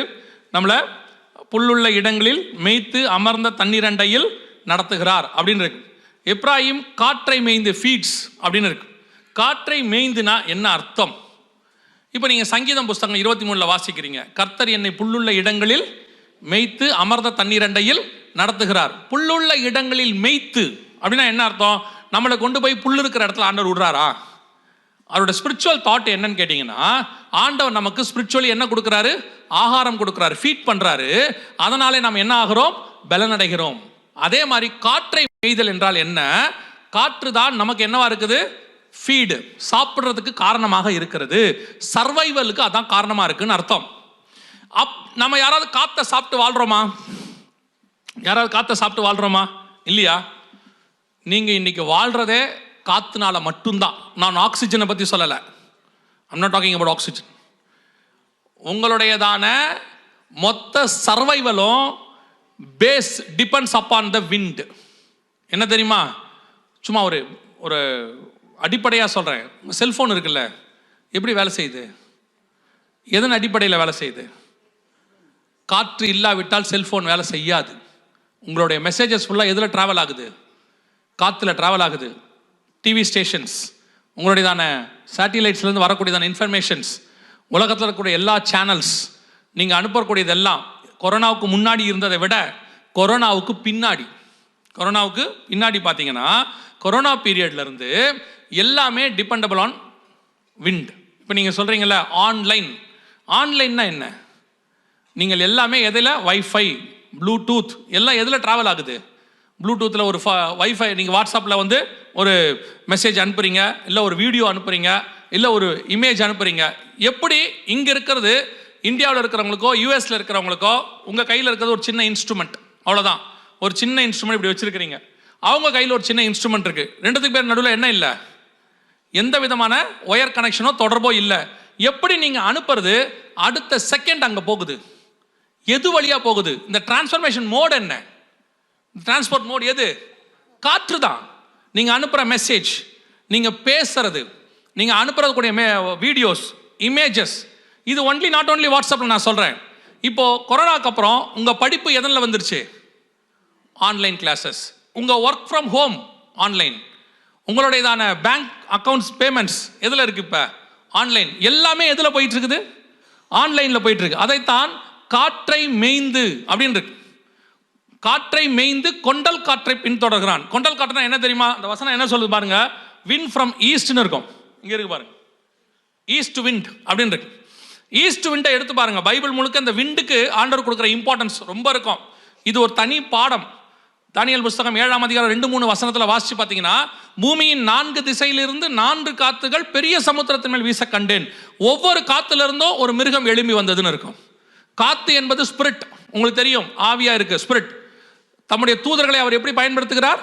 காற்றுகளாக பயன்படுத்துகிறார். சங்கீத புஸ்தகம் சொல்லுது இல்லையா, தம்முடைய தூதர்களை காற்றுகளாகவும் தம்முடைய ஊழியக்காரர்களை அக்கினி சுவாலையாகவும் கர்த்தர் பயன்படுத்துகிறார். அப்ப காற்று என்பது எதன் அடிப்படையில் இருக்குது? ஸ்பிரிட். ஈஸ்ட்ல இருந்து வரக்கூடியதான காரியம், அதை நீ பின்தொடரணும். அதுதான் சொல்றேன். இது நான் படிச்சதை வச்சு உங்களுக்கு சொல்றேன். 4G வரைக்கும் எல்லாமே வெஸ்ட், ஆனா 5G 6G 10G வரைக்கும் இருக்கு, எல்லாமே ஃப்ரம் ஈஸ்ட். 5G வந்து ஃப்ரம் ஹுவே நிறுவனத்தை சார்ந்தது. 6G வந்து சைனாவுது. 10Gயும் ஜப்பான் சைனாலேருந்து வந்துட்டு இருக்கு. இப்போ 5Gக்கு அப்புறம் வரது எல்லாமே பார்த்தீங்கன்னா ஈஸ்ட். இப்போ ஈஸ்டர்ன் சைட்லேருந்து வரக்கூடிய ராஜாக்கள் தான் கடைசியாய் வருவாங்கன்னு சொல்லி ரெவலேஷன், வெளிப்படுத்தின விசேஷம் 16ஆம் அதிகாரம் 12-13 வசனம் சொல்லுது. ஸோ அப்போ ஈஸ்ட் ராஜாக்கள் நல்லா கவனிச்சு பார்த்தீங்கன்னா அமெரிக்கா வீழ்ச்சி அடையுது உங்கள் கண்ணுக்கு முன்னாடி. இப்போ அவங்களுக்கு மாற்றா யார் வரணும் பார்த்தீங்கன்னா சைனா வருது மேலே. சைனாவும் இந்தியாவும் ஒன்றா சேர்ந்துருக்கு ஒரு வாரமா. இவங்க 2 பேருமே ஈஸ்டர்ன் கிங்ஸ், ஈஸ்ட்லேருந்து வரக்கூடியதான காற்று. இப்போ இந்த காற்றை பின்தொடர்கிற காலம் இதான் நடக்குது. இப்போ உங்களுக்கு தெரிய வேண்டியது என்னன்னா, இது காற்றை அடிப்படையாய் கொண்ட காலம். காற்று தான் நம்மளுடைய பேஸ், உங்களுடைய சர்வைவலுக்கு காற்று தான். காற்று இல்லாமல் நீங்கள் எந்த வேலையும் இப்போ செய்ய முடியாது. விமானம் கூட பறக்காது. உங்களுக்கு தெரியும், காற்றை கிழிச்சிக்கிட்டு தான் என்ன செய்யும்? விமானம் பறக்கும். காற்று இல்லாத இடத்துல விமானம் என்னவாகும்? ஏர் பாக்கெட்ஸ்னு சொல்லுவாங்க, கேள்விப்பட்டிருக்கீங்களா? பொத்துன்னு கீழே விடும். 1000 அடி 2000 அடி வரைக்கும் கூட கீழே விடும், அப்படியே கீழே வந்து விடும். காற்று தான் எல்லாத்துக்கும் பேஸ். கடைசி காலத்தில் பிசாசு காற்றுல கிரியை செய்யும்னு பைபிள் சொல்லுது. அந்த வசனம் வாசிங்க. இப்போ எந்த காற்று நீங்களே புரிஞ்சுக்கோங்க. எபேசியருக்கு நிருபம் 2ஆம் அதிகாரம் எஃபிஷியன்ஸ் 2:2 வாசிங்க பார்ப்போம். 2வது வசனம் வாசிங்க. எபேசியர் 2:2 வாசிங்க. அவைகளில் நீங்கள் முற்காலத்திலே இவ்வுலக வழக்கத்திற்கு ஏற்றபடியாகவும், இவ்வுலகத்தின் வழக்கத்துக்கு ஏற்றபடியாகவும் கீழ்ப்படியாமின் பிள்ளைகளிடத்தில் இப்பொழுது கிரியை செய்கிற ஆகாயத்து அதிகார பிரபுவாகிய, ஒரு நிமிஷம், ஆகாயத்து அதிகார பிரபு இங்கிலீஷ்ல என்ன இருக்கு? பிரின்ஸ் ஆஃப் த ஏர் இருக்கா? கடைசி காலத்தில் காற்றினுடைய அதிபதி கிரியை செய்யும், பிரின்ஸ் ஆஃப் த ஏர். இப்போ அதுதான் இப்போ கிரியை செஞ்சுக்கிட்டு இருக்குது. டோட்டல் பூமியையும் காற்றை கொண்டு தான் கண்ட்ரோல் பண்றாங்க த்ரூ சேட்டிலைட்ஸ். நீங்க சும்மா சொல்றீங்க, மேலே சேட்டலைட்டை விட்டு வச்சிருக்காங்க, சேட்டலைட் தான் கண்காணிக்குது, எல்லா சிசிடிவியும் சேட்டலைட்டோட கனெக்ட் ஆயிருக்குது, நம்ம மொத்த அக்கௌண்ட்ஸும் சேட்டலைட்டோட கனெக்ட் ஆயிருச்சு, நம்முடைய எல்லாமே சேட்டலைட். இந்த மொத்த சேட்டலைட்டுக்கும் நமக்கு நடுவில் என்ன இருக்குன்னா காத்து இருக்குது. அதுதான் பேஸ். வேதம் சொல்லக்கூடியதான ஓசியாவின் புஸ்தகம் 12ஆம் அதிகாரம் 1வது வசனம் அந்த காலகட்டம் நிறைவேறி. இந்த ஒரு 5 வருஷத்துல மட்டுமே கிட்டத்தட்ட 4000க்கும் மேற்பட்ட சேட்டிலைட்ஸ் விடப்பட்டிருக்கு. டோட்டல் பூமியை இன்ச் பை இன்ச்சா கண்காணிக்கிறதுக்கு, மனுஷனை கண்காணிக்கிறதுக்கு, அத்தனை பேரையும் டோட்டலாக கொண்டு வரக்கூடியதான ஒரு ஒன் வெப்னு சொல்லுவாங்க. உலகத்தில் மொத்தமே 4 பெரிய சேட்டலைட் நிறுவனங்கள் தான் இருக்கு. அமேசான் ஒன்று இருக்கு இல்லையா, ஒன் வெப் இருக்கு, இந்த மாதிரி ஒரு 4 ஸ்டார்லிங்க் இருக்கு, இந்த மாதிரி 4 தான் இருக்கு. இவங்க 4 சேர்ந்து ஒன்னாயிட்டாங்கன்னா டோட்டல் வேர்ல்டும் ஒரு ஆள் கண்ட்ரோலுக்கு போயிடும். ஸோ நாம் அத்தனை பேருமே ஒரு கண்ட்ரோலுக்கு கீழே வந்திருக்கோம். பை எது வழியாகன்னு பார்த்தா காற்று வழியாக. நாம் மிக மிக முக்கியமான கடைசி காலத்தில் இருக்கிறோம். நம்மை காற்று தான் கண்ட்ரோல் பண்ண தொடங்கி இருக்கிறது. உங்களாலேயே செல்போன் இல்லாமல் இருக்க முடியுமான்னு யோசித்து பாருங்க. செல்போன் இல்லாமல் உங்களால் இருக்க முடியுமான்னு மட்டும் பாருங்க. செல்போன் உங்கள் வாழ்க்கையில் ஒரு அங்கமாக மாறிடுச்சு. உங்கள் பையனை நீங்கள் தண்டிக்கணும்னு முடிவு பண்ணீங்கன்னா அடிக்காதீங்க, செல்போனை மட்டும் வாங்கி கையில் வச்சுப்பாங்க 10 நிமிஷம். அவன் உலகத்திலேயே உங்களை தான் அப்போ அதிகமாக மதிப்பான். தயவு செஞ்சு கொடுத்துருங்க ப்ளீஸ். அது உங்கள் கையில் இருக்கும்போது அவனுக்கு ஒரு மெசேஜ் வந்து அவன் என்ன பாடுபடுவான்னு பாருங்கள். அது என்ன மெசேஜ்னு தெரிஞ்சுக்கல, அவன் படுற பாடு பெருசாக இருக்கும். இன்னைக்கு செல்போன் தான் மிக முக்கியமானது. அதுக்குள்ளே எல்லாத்தையும் வந்தாச்சு. இப்பவும் சொல்கிறேன், செல்போன் யுகம் முடிவடைய போகுது, பயோமெட்ரிக் யுகம் வருது. இந்த செல்போனுக்கு பதிலாக நீங்களே பேஸாக மாற போறீங்க. காத்து உங்களை நடத்த போகுது. உங்களுக்கு பயோசிப் போடுறதுக்கான காலம் ரெடி ஆயிடுச்சு. 2030 ஃபோன்ஸ் இல்லாமல் கொஞ்சம் கொஞ்சமாக இல்லாமல் போக போகுது. ஃபோனுக்கு பதிலாக நீங்களே உங்களுக்குள்ளேயே எப்படி சிம் கார்டு வைக்கிறாங்க ஃபோனுக்குள்ள, உங்களுக்குள்ளேயே சிப்பு வச்சிருவாங்க. நீங்களே ஃபோனாக மாறுவீங்க, நீங்களே லேப்டாப்பாக மாறிடுவீங்க, எல்லாமே நீங்களே ஆயிடுவீங்க. வேதம் சொன்ன ஓசியாவின் புஸ்தகம் 12ஆம் அதிகாரம் 1வது வசனம் நம் கண்களுக்கு முன்பாக நிறைவேறி கொண்டிருக்கிறது. தயவு செய்து வாலிப பிள்ளைகளுக்கு சொல்கிறேன், வாலிப பசங்களுக்கு சொல்கிறேன், ஃபோன் நல்லது, நான் இல்லைன்னே சொல்லலை. ஆனால் எது ஒன்றுமே லிமிட்டை தாண்டிச்சுன்னா ஆபத்து. சாப்பாடு நல்லது, பெருந்திண்டி ஆபத்து. அப்படி தானே இருக்குது. பொருள் நல்லது, பொருள் ஆசை ஆபத்து. ஃபோன் நல்லது, ஆனால் ஃபோனே அடிக்ட் ஆனால் தப்பு. இன்றைக்கி நீங்கள் பார்க்குற டெக்னாலஜி எல்லாம் தாண்டி ஏஐ டெக்னாலஜிக்குள்ளே போய் ஏஜிஐ டெக்னாலஜின்னு இன்னொன்று வருது. ஏஜிஐ டெக்னாலஜி உங்களை கண்ட்ரோல் பண்ணுற டெக்னாலஜி வருது. நீங்கள் ஃபீட் பண்ணுற ஒவ்வொரு மெசேஜும் ஏதோ யாருக்கோ ஒருத்தருக்கு அனுப்புறீங்க அப்படின்னு நினைக்கிறீங்க. நீங்கள் டெலிட் பண்ணிட்டீங்கன்னா உங்ககிட்ட அது இல்லை. டெலிட் ஃபார் எவ்ரி ஒன் கொடுத்துட்டீங்கன்னா அவங்ககிட்டையும் இல்லை. Now you are safe. அப்படி தான் நினைக்கிறீங்க. அப்படி தான் நீங்கள் நினைக்கிறீங்க.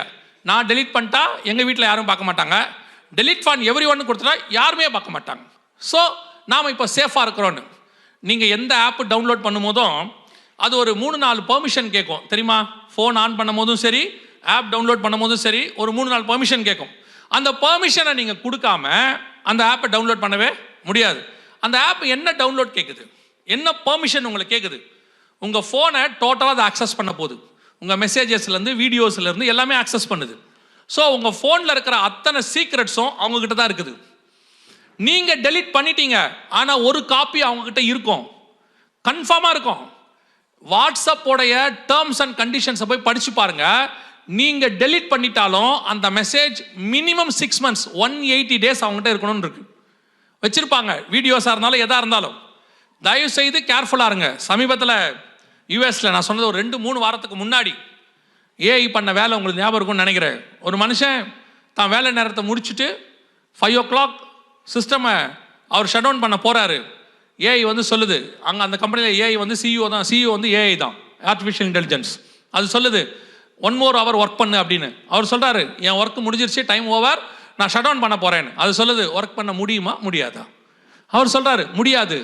அது சொல்லுது உன்னுடைய சீக்ரெட் சேட்ஸ் எல்லாத்தையும் உன் ஒய்ஃப் நம்பருக்கு நான் அனுப்புவேன்னு சொல்லுது. உன்னை பற்றின விஷயங்களை நான் அனுப்புவேன் அப்படிங்குது. இதுதான் இன்னைக்கு உள்ள பேசிக் ஏஐயோடைய த்ரெட்டன். ஒரு டிக்டேட்டர்ஷிப் வருகிறது. நான் உங்களுக்கு அதிகமாக சொல்ல வேண்டியதில்லை, புரியும்னு நினைக்கிறேன். உங்களையும் என்னையும் கண்ட்ரோல் பண்ணுற காற்றின் காலம் வருகிறது. முழுக்க முழுக்க கண்ணுக்கு தெரியாத எதிரி உருவாகுது. எதிரி கிங்டம் உருவாகுது. அது முழுக்க முழுக்க பேஸ் காற்றை அடிப்படையாய் கொண்ட கடைசி கால ஒரு அரசாங்கம் கிங்டம் உருவாகுது. முந்தியெல்லாம் ஒரு ராஜா இருப்பார், அவருடைய ஆட்கள் நம்மளை கண்ட்ரோல் பண்ணுவாங்க. இப்போ அப்படி இல்லை. ராஜா எங்கே இருக்காருனே தெரியாது, ஆனால் ஃபோன் நம்மளை கண்ட்ரோல் பண்ணுது, ஆப் நம்மளை கண்ட்ரோல் பண்ணுது. இதை தாண்டி ஆர்டிஃபிஷியல் இன்டெலிஜென்ஸ் கண்ட்ரோல் பண்ண போது இயேசு சொன்ன காலம் வருகிறது. அதைத்தான் இயேசு ஒரே வார்த்தையில் சொல்வார், ஒருவரும் தப்பி போகாத காலம் ஒன்று வருகிறது. அத்தனை பேரையும் கண்ட்ரோல் பண்ணுறது, ஒருவரும் தப்பி போகாது. இப்போ எடுத்து பாருங்க, இந்த நாட்டை பொறுத்த வரைக்கும் அத்தனை சிட்டிசன்ஸும் யார் கண்ட்ரோலில் இருப்பாங்க? கவர்மெண்ட் கண்ட்ரோலில் இருக்கணும். ஒவ்வொரு நாடும் இப்போ அதை செஞ்சுக்கிட்டே இருக்கு. டோட்டலாக உலகத்தில் இருக்கிற மொத்த நாடும் ஒரு சிஸ்டம்குள்ள அதை கொண்டு வரும்போது டோட்டல் வேர்ல்டும் ஒருத்தர் கண்ட்ரோலுக்கு வரும். அதுக்கான எல்லாம் ரெடியாக இருக்கிறது. 12:1 ஓசியாவின் புஸ்தகம் ரெடியாக இருக்கிறது. இவ்வளோ கஷ்டமாக இருக்குதே, இப்போ நம்ம என்ன பண்ணணும் அப்படின்னா 2 காரியம் நீங்கள் செய்யணும். ஒன்று, ஒழுக்கமான வாழ்க்கை. நீங்கள் என்ன ஆன்லைனில் ஒழுக்கமாக இருக்கீங்களோ நீங்கள் எதுக்கும் பயப்பட வேண்டிய அவசியம் கிடையாது. நாம் சரியாக இருந்தால் ஏஐ கிடையாது, அவங்களுக்கு அப்பா ஏஐ வந்தாலும் பயப்பட வேண்டாம். 2வது, நாம் ஒழுக்கமாக இருந்தாலும் ஒரு டிக்டேட்டர்ஷிப் வரும். இதிலிருந்து தப்பிக்கிறது எப்படி? ஒரே ஒரு வழிதான் இருக்கு. 2வது வழி, அது ஆண்டவராக இயேசு கிறிஸ்துவினுடைய வருகை. அதில் போயிட்டோம்னா உங்களையும் என்னையும் யாரும் எதுவும் கண்ட்ரோல் பண்ண முடியாது. இயேசு கிறிஸ்துவின் வருகைக்கு பிறகு இது டோட்டலாக கண்ட்ரோல் ஆகும். அதுக்கு முன்னாடி உங்களை என்னையும் மீட்க விரும்புகிறார் ஆண்டவர். உபத்திரவ காலத்திற்கு முன்பதாக உங்களை காப்பாற்ற என்னையும் காப்பாற்ற விரும்புகிறார். அதுக்கு தான் இது உங்களுக்கு சொல்லப்படுது. திருப்பியும் சொல்கிறேன், இது ஒரு ரொட்டீன் உங்கள் சர்ச்லேயோ அல்லது உங்களுடைய ஏரியாவில் நடக்கிற மீட்டிங் இல்லை. ஏதோ வருஷத்துக்கு ஒரு தடவை ஒரு கன்வென்ஷன் 2 நாள் வைப்பாங்கன்ட்டு. முழுக்க முழுக்க நோவா நீதியை பிரசங்கித்தது போல, எரேமியா நேபுகாத் நேச்சார் வருகிறான் என்று முன்னறிவித்தது போல உங்களையும் உங்கள் குடும்பங்களையும் வரப்போகிற மிகப்பெரியதான காலத்திற்கு தப்புவிக்கும்படி கர்த்தர் இப்பொழுதே உங்களுக்கு ஒரு வாய்ப்பை கொடுக்கிறார். ஆண்டவர் உங்கள் இடத்துக்கு வந்து சொல்லுகிறார். அதை கேட்டு மனம் திரும்பி நீங்களும் உங்கள் பிள்ளைகளும் நோவாவை போல தயாராயிட்டீங்கன்னா வரப்போகிற பெரிய பேரழிவிலிருந்து உங்களை காப்பாற்ற கர்த்தர் வல்லமை உள்ளவராக இருக்கிறார். அல்லேலூயா. அதே ஓசியாவின் புஸ்தகம் 12ஆம் அதிகாரம் 1வது வசனத்தை திருப்பி வாசிங்க பார்ப்போம். எப்ரேயிம் காற்றை மேய்ந்து கொண்டை காற்றை பின்தொடர்கிறான். அவன் நாள்தோறும் பொய்யையும் கேட்டையும் வர்த்திக்க பண்ணி. இந்த லைனை பாருங்க. இதுதான் இன்னைக்கு நீங்க யூஸ் பண்ற மீடியா. நாள்தோறும் பொய்யையும் கேட்டையும் வர்த்திக்க பண்ணி. he daily increases lies and desolation. இன்னைக்கு மீடியாவில் என்ன இருக்குன்னு நினைக்கிறீங்க? நீங்கள் மீடியாவில் பார்க்கறது ஒன்று உண்மையாக இருக்கும், ஆனால் அந்த உண்மை கேடாக இருக்கும், உங்களுக்கு தேவையான உண்மையாக இருக்காது. நீங்கள் யோசிச்சு பாருங்கள், நிறைய உண்மை வருது, அந்த உண்மையெல்லாம் எதுவாக இருக்குது? அந்த விளையாட்டு வீரருக்கு எத்தனாவது கல்யாணம், அந்த நடிகைக்கு எத்தனாவது கல்யாணம், அந்த அரசியல்வாதி என்ன பண்ண போகிறாரு, இதில் உங்களுக்கு என்ன நன்மை இருக்குது? ஆனால் உண்மை. சில நேரத்தில் நன்மையான காரியம் வரும், ஆனால் பொய்யாக இருக்கும். அதில் மிக முக்கியமான பொய், உங்கள் வழுக்கு தலையில் முடி வளரும். இந்த எண்ணெயை போட்டால் உடனடியாக வளரும், வளராது. ஆனால் நன்மை கேட்க எப்படி இருக்கு? நன்மை. ஆனால் என்னது அது?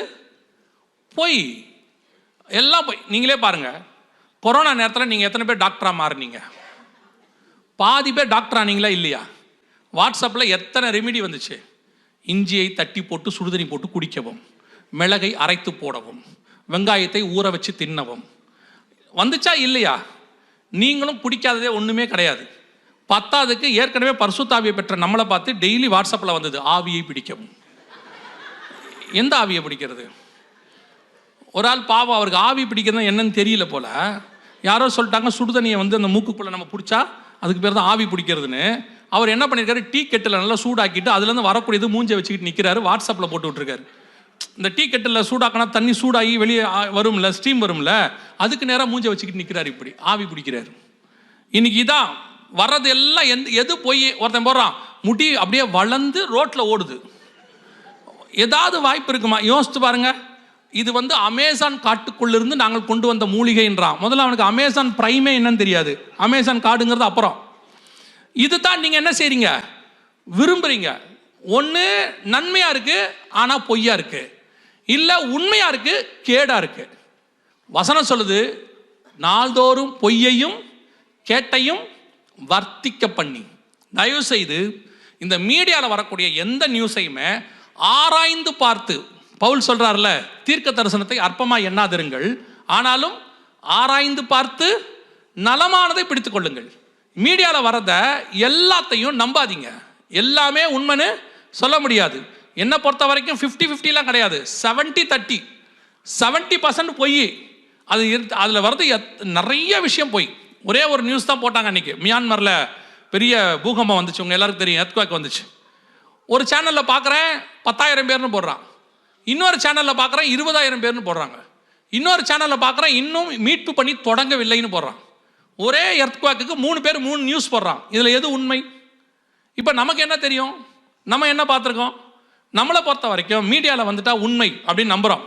தயவுசெய்து மீடியாவில் 70% பொய் வருது. உங்களுக்கு தேவை என்ன அதை மட்டும் பாருங்கள். மிக முக்கியமாக இந்த ஃபார்வேர்டுன்னு ஒரு ஆவி இருக்குது உங்கள் எல்லாருக்கும். அந்த ஆவிக்கு பேர் ஃபார்வேர்டு ஆவி. எதை ஒன்றையும் ஃபார்வேர்ட் பண்ணாமல் தூக்கமே வராது.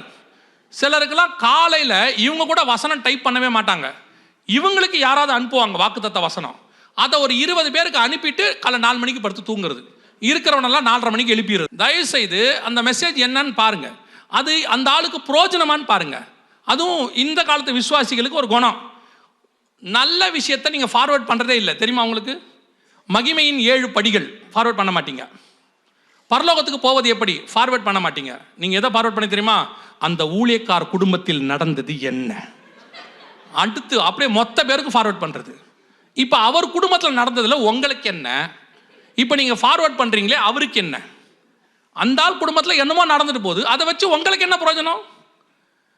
நான் அந்த ஊழியக்கார் தப்பு பண்ணதாவே இருக்கட்டுமே, ஒருவேளை அவர் தாவீது மாதிரி போய் மன்னிப்பு கேட்டு கர்த்தர் மன்னிச்சிட்டார்னா இப்போ உங்கள் பிரச்சனை என்ன? நீங்கள் சீமை ஐயா மாறுறீங்களா இல்லையா? நல்லா கவனிங்க. நோவா தன் கூடாரத்தில் வஸ்திரம் விலகி படுத்திருந்தார், நிர்வாணமாக இருந்தார். இப்போ பையன் பார்த்துட்டு போய் 2 பேருக்கு அந்த மெசேஜை ஃபார்வேர்ட் பண்ணுறான், சேமுக்கும் யாபத்துக்கும். இப்போ அந்த 2 பேரும் அதை ஃபார்வேர்ட் பண்ணாமல் என்ன பண்ணிட்டாங்க, டெலீட் பண்ணிட்டாங்க. டெலீட் பண்ணிவிட்டு அந்த மெசேஜை அப்பாவை கொண்டு வந்து நிர்வாணத்தை மூடிட்டாங்க. அப்பா எழுந்திருக்கிறார். எழுந்திரிச்ச உடனே நடந்த சம்பவம் என்னென்னா, ஃபார்வேர்ட் பண்ணவனுக்கு சாபம் வந்துச்சு. அவனுக்கு மட்டும் இல்லை, அவன் பிள்ளைக்கே சாபம் வந்துருச்சு. ஆனால் டெலீட் பண்ணால அவனுக்கு ஆசீர்வாதம் வந்துருச்சு. நீங்கள் ஃபார்வேர்ட் பண்ண வேண்டியது ஒரு ஊழியக்காரனையோ அல்லது விசுவாசியோ இன்னொருத்தரை பற்றிய குறைகளை அல்ல. நீங்கள் ஃபார்வேர்ட் பண்ண வேண்டியது இயேசு கிறிஸ்துவினுடைய சுவிசேஷத்தை மட்டும்.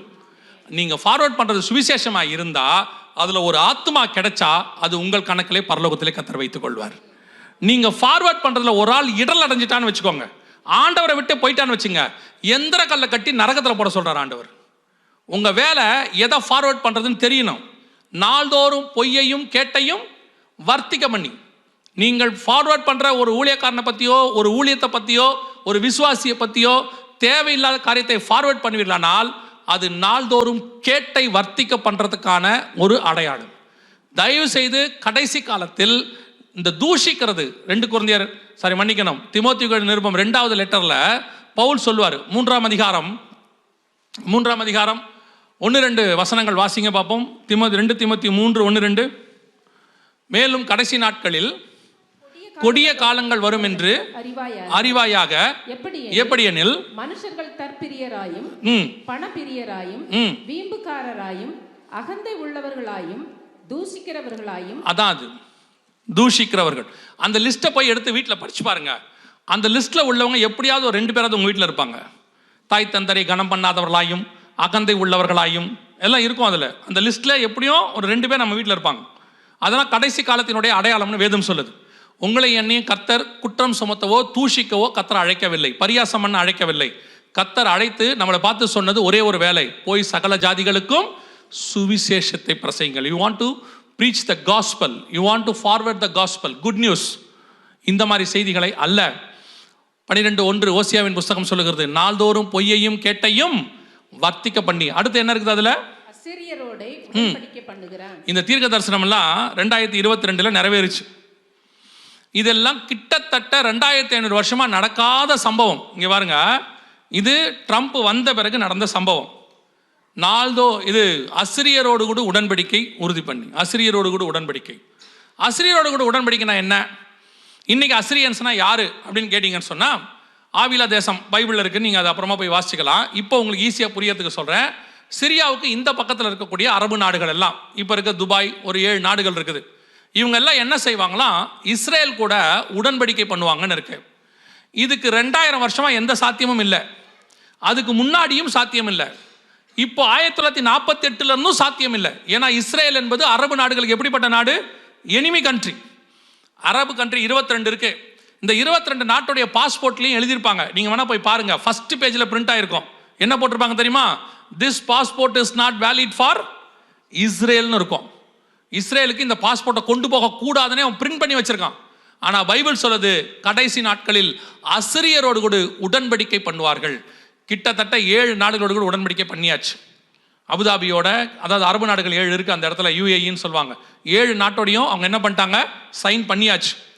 ஓசியா 12:1 நம் கண்களுக்கு முன்பாக. இவங்கெல்லாம் யாருன்னு கேட்டீங்கன்னா, மிகப்பெரிய எதிரிகள். 50 வருஷமா பயங்கரமான, என்ன சொல்றது, இஸ்ரவேலை இல்லாம பண்ணணும்னு நினைக்கிறவங்க. ஆனா இன்னைக்கு அவர்களோடு கூட உடன்படிக்கை பண்ணி இருக்கிறார்கள். கடைசியா அந்த வசனம் என்ன சொல்லுது? அசிரியரோடு கூட உடன்படிக்கை பண்ணி எகிப்துக்கு எண்ணெய் கொண்டு போகப்படுகிறது. இந்த தீர்க்கதரிசனம் பாருங்க, இதெல்லாம் ஆச்சரியத்தினுடைய உச்சம். ஏன் தெரியுமா? எகிப்துல இருந்து அப்படியே பார்க்குற தூரத்தில் இருக்கதான் சவுதி அரேபியா, தபுக்குங்கிற இடத்துல ஒரே ஒரு ரெட்சியோட ஒரு பார்ட் ஓடும். இங்கிருந்து பார்த்தா சவுதி அரேபியா தெரியும், சவுதி அரேபியாவில் பார்த்தா எகிப்து தெரியும். சவுதி அரேபியா தான் உலகத்திலேயே அதிகமாக எண்ணெய் தயாரிக்கிற நாடு. அங்க வாங்காம இஸ்ரேலுங்கிறது எதிரி நாடு, இவங்கிட்ட வாங்குவாங்கன்னு ஆண்டவர் சொல்றது பாருங்க. இந்த போது பாருங்க, உள்ள பைப் வழியா போது. இதுக்கு பேரு லேவியாதான் மெத்தடுன்னு பேரு. இதுக்கு பேரு லேவியாதான் மெத்தட். இஸ்ரேல்ல இருந்து எண்ணெய் எகிப்துக்கு கொண்டு போகப்படுகிறது. 1970களில் எகிப்தில் ஒரு பிரசிடென்ட் இருந்தார், நாசர்னு. அவர் சொன்னார், இஸ்ரவேலை இல்லாமல் பண்ணுவேன் அப்படின்னு சொன்னார். ஆனா அந்த நாட்டுக்கு எண்ணெய் கொண்டு போகப்படும் அப்படின்னு வேதம் சொல்லுது. இன்னைக்கு எண்ணெய் போயிருச்சு, எகிப்துக்கு எண்ணெய் கொண்டு போகப்பட்டாச்சு, இஸ்ரேல்ல இருந்து கொண்டு போயிருக்கு. இது எல்லாமே 2022 நடந்த சம்பவம். இங்க இருக்கு பாருங்க. 2021 பிப்ரவரி 21 லேவியதான் கேஸ் ஃபீல்ட் ஈஜிப்டுக்கு கொண்டு போயாச்சு. ஓசியா 12:1 நம் கண்களுக்கு முன்பாக 100% அப்படியே நிறைவேறிவிட்டது. இதெல்லாம் நீங்க படிக்கிறதுக்கு சாதாரணமா இருக்கும். எகிப்துக்கு எண்ணெய் கொண்டு போகப்படுகிறது. இதுக்கு பின்னாடி 50 வருஷம் இருக்கு. 50 வருஷம் இந்த ப்ராஃபஸி நிறைவேறதுக்கு.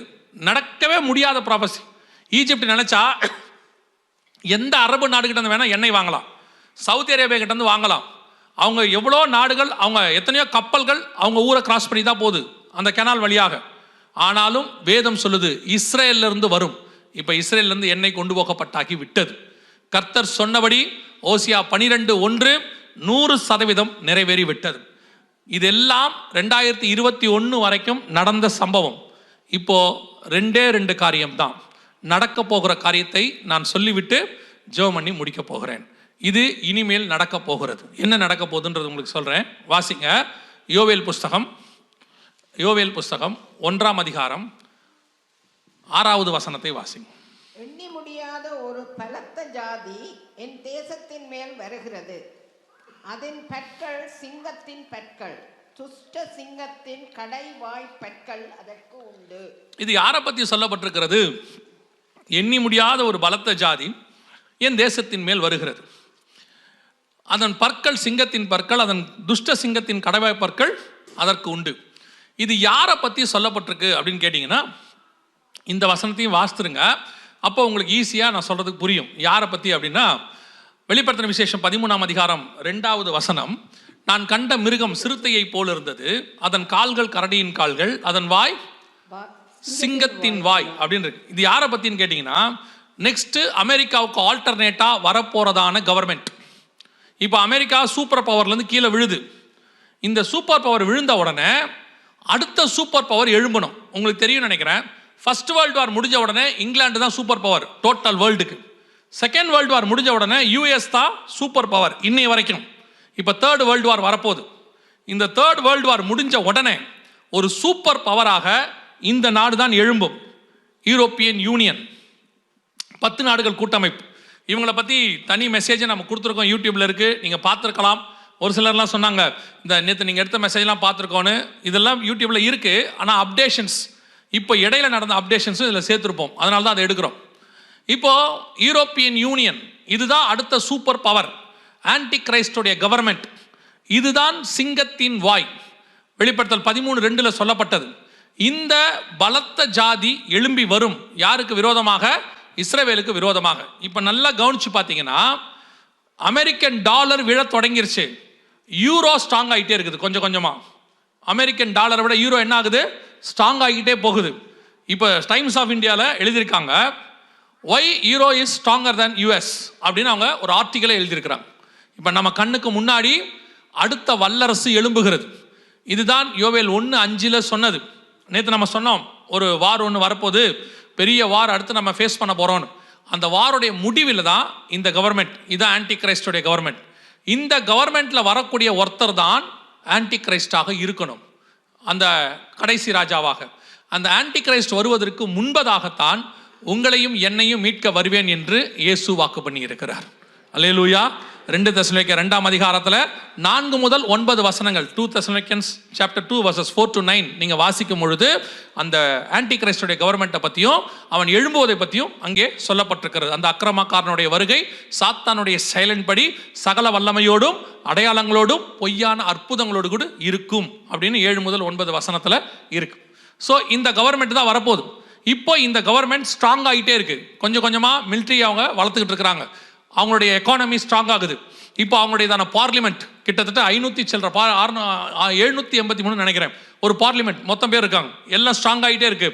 இப்போ இவர்கள் அடுத்த வல்லரசாக உருவாகும் பொழுது இது எல்லாத்தையும் கண்ட்ரோல் பண்ணக்கூடியவனாகத்தான் ஒருவன் எழும்பி வருவான்.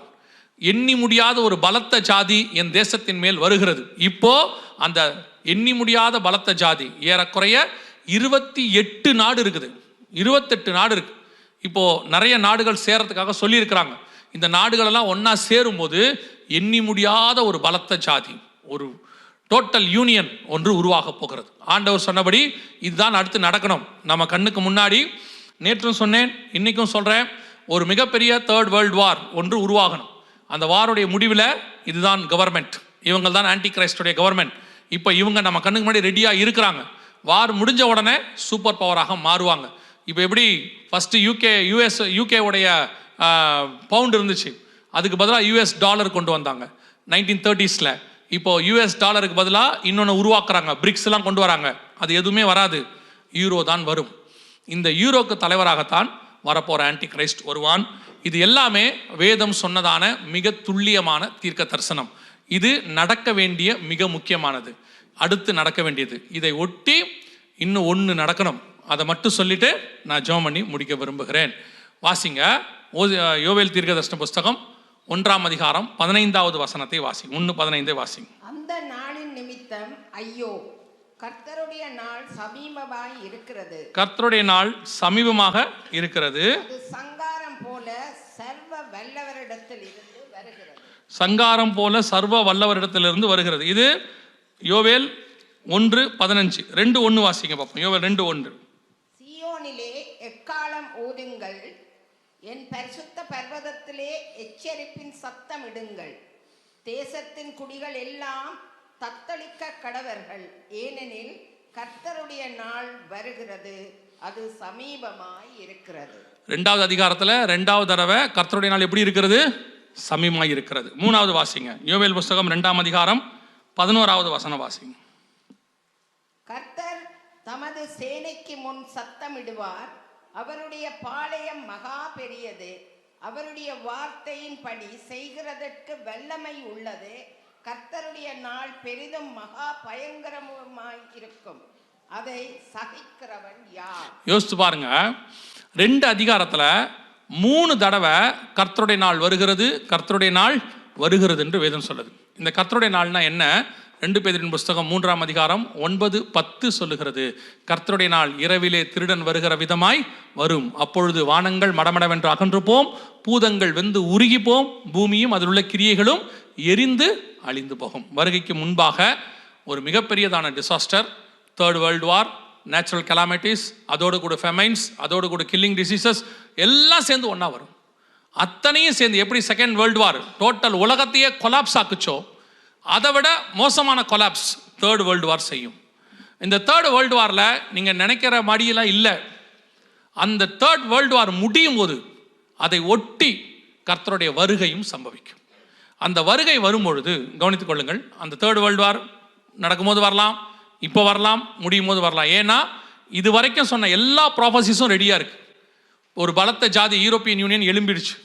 இப்போ தேர்ட் வேர்ல்டு வார் ஒரு பக்கம் ஸ்டார்ட் ஆயிடுச்சுன்னு சொல்கிறாங்க. ரஷ்யா அந்த இடத்துல ஸ்டார்ட் பண்ணுதுன்னு சொல்கிறாங்க. இந்த பக்கம் இஸ்ரேல் காசால ஸ்டார்ட் பண்ணுதுன்னு சொல்கிறாங்க. ஸோ நமக்கு ஆண்டவரோட நாளிகை தெரியாது. ஆனால் ஒன்று மட்டும் திருப்பி திருப்பி பைபிள் சொல்லுது, கர்த்தருடைய நாள் சமீபமாக இருக்கிறது, கர்த்தருடைய நாள் சமீபமாக இருக்கிறது, அது மகா பயங்கரமாக இருக்கிறது. இந்த கர்த்தருடைய நாள் வருது, இதுக்கு நடுவில் சபை எடுத்துக்கொள்ளப்படும், நீங்களும் நானும் மர்ரூமாயி பரலோகத்துக்கு என்ன செய்ய போகிறோம்? போக போகிறோம். இந்த சம்பவம் அதான் ரொம்ப ஆச்சரியம். நிறைய பேர் கேட்பாங்க, இந்த ரகசிய வருகை சபை எடுத்துக்கொள்ளப்படுதல் பைபிளில் இருக்கா அப்படின்னு சொல்லிலாம் கேட்பாங்க. அந்த ஒரே ஒரு வசனத்தை மட்டும் வாசிக்க போகிறோம். யோவேலில் ஆண்டவர் எவ்வளோ தெளிவாக சொல்லி வச்சிருக்கிறார் பாருங்க. வாசிச்சுட்டு நம்ம ஜெபம் பண்ண போகிறோம். 2ஆம் அதிகாரம் யோவேல் புஸ்தகம் 16வது வசனம் வாசிங்க. ஜோயல் 2:16 வாசிங்க பார்ப்போம். ஜனத்தை கூட்டுங்கள், ஜனத்தை கூட்டுங்கள், சபையை பரிசுத்தப்படுத்துங்கள், முதியோரை சேருங்கள், பிள்ளைகளையும் பாலுண்கின்ற குழந்தைகளையும் கூட்டுங்கள். மணவாளன் தன் அறையையும் மணவாட்டி தன் மறைவையும் விட்டு புறப்படுவார்கள்.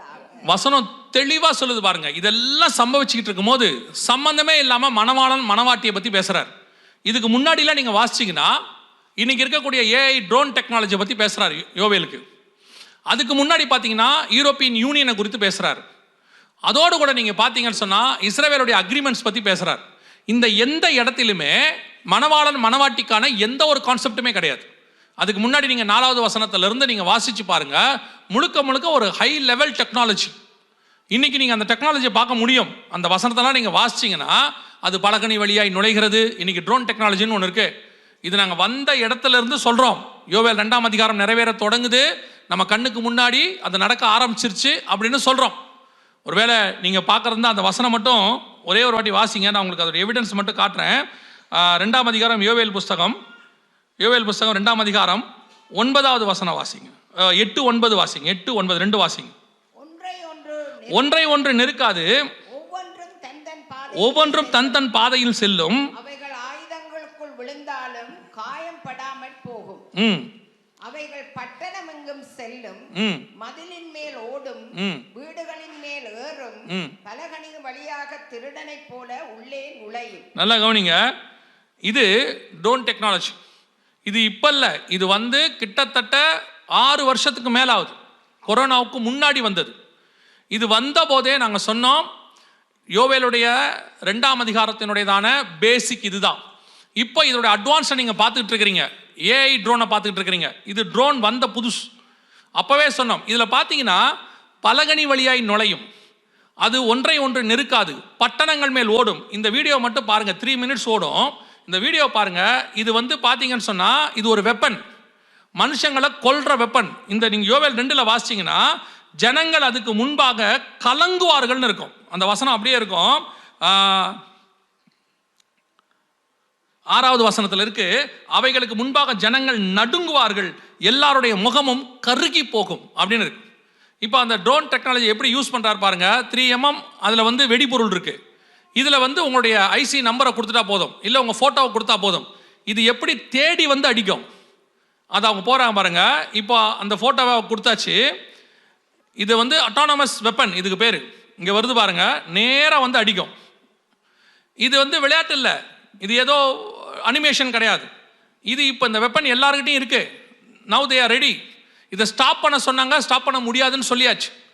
இது யோவேல் 2ஆம் அதிகாரத்தினுடையதான ப்ரொஃபட்டிக்கல் ஃபுல்ஃபில்மெண்ட்.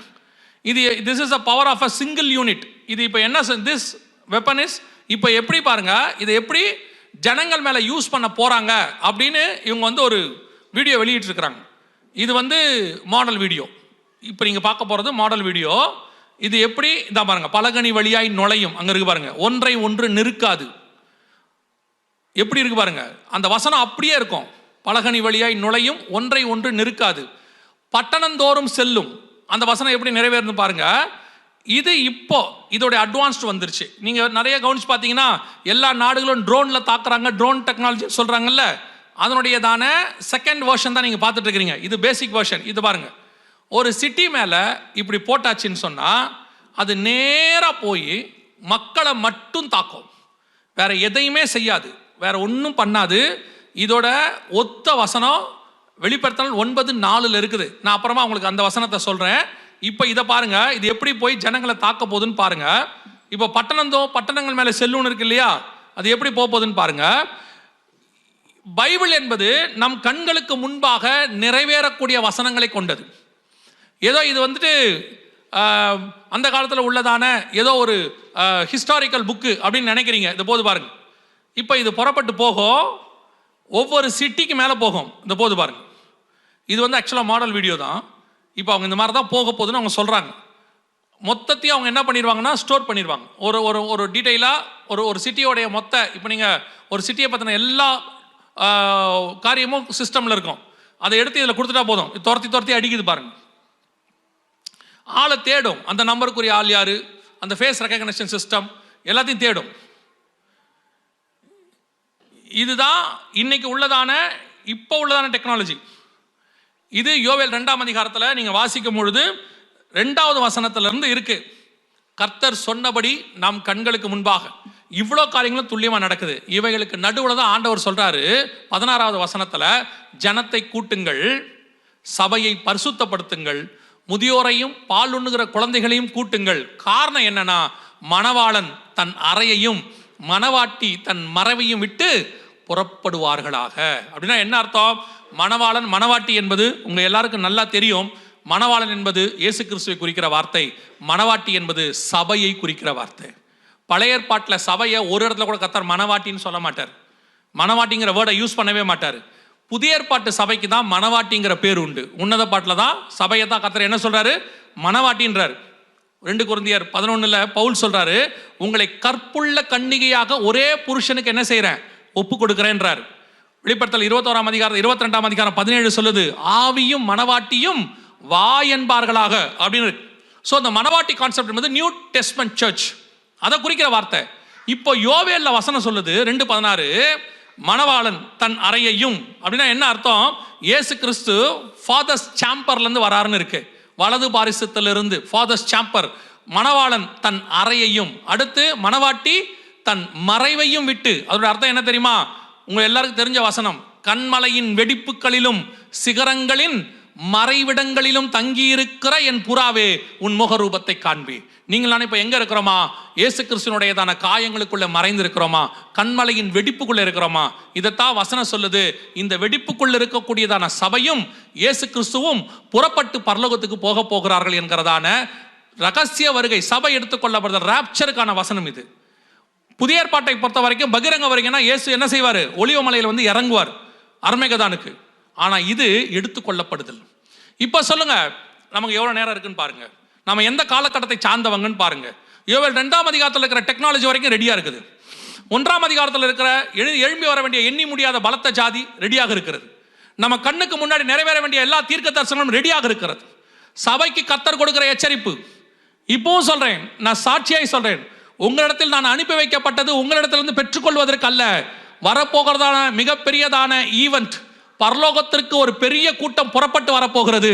அந்த கூட்டத்தில் இந்த பட்டணத்திலிருந்தும் இவ்வளவு பேரும் வர வேண்டும் என்பது கர்த்தருடையதான திட்டம்.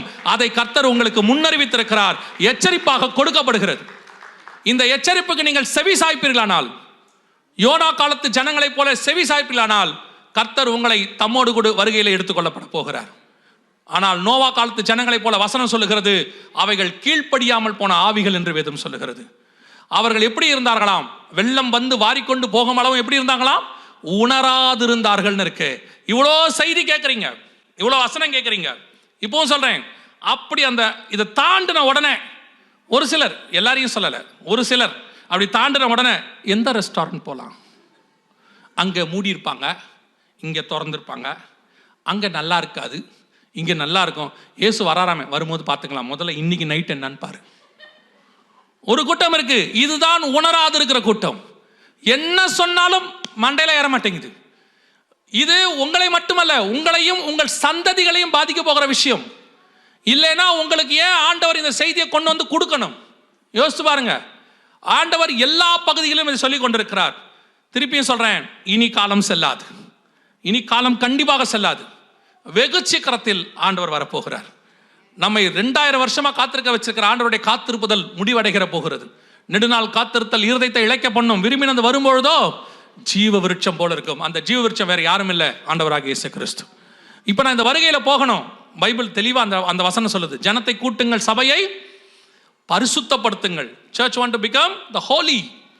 வெறும் ஹோலி ஹோலின்னு பாடினா பத்தாது. வசனம் அப்படிதான் இருக்கு.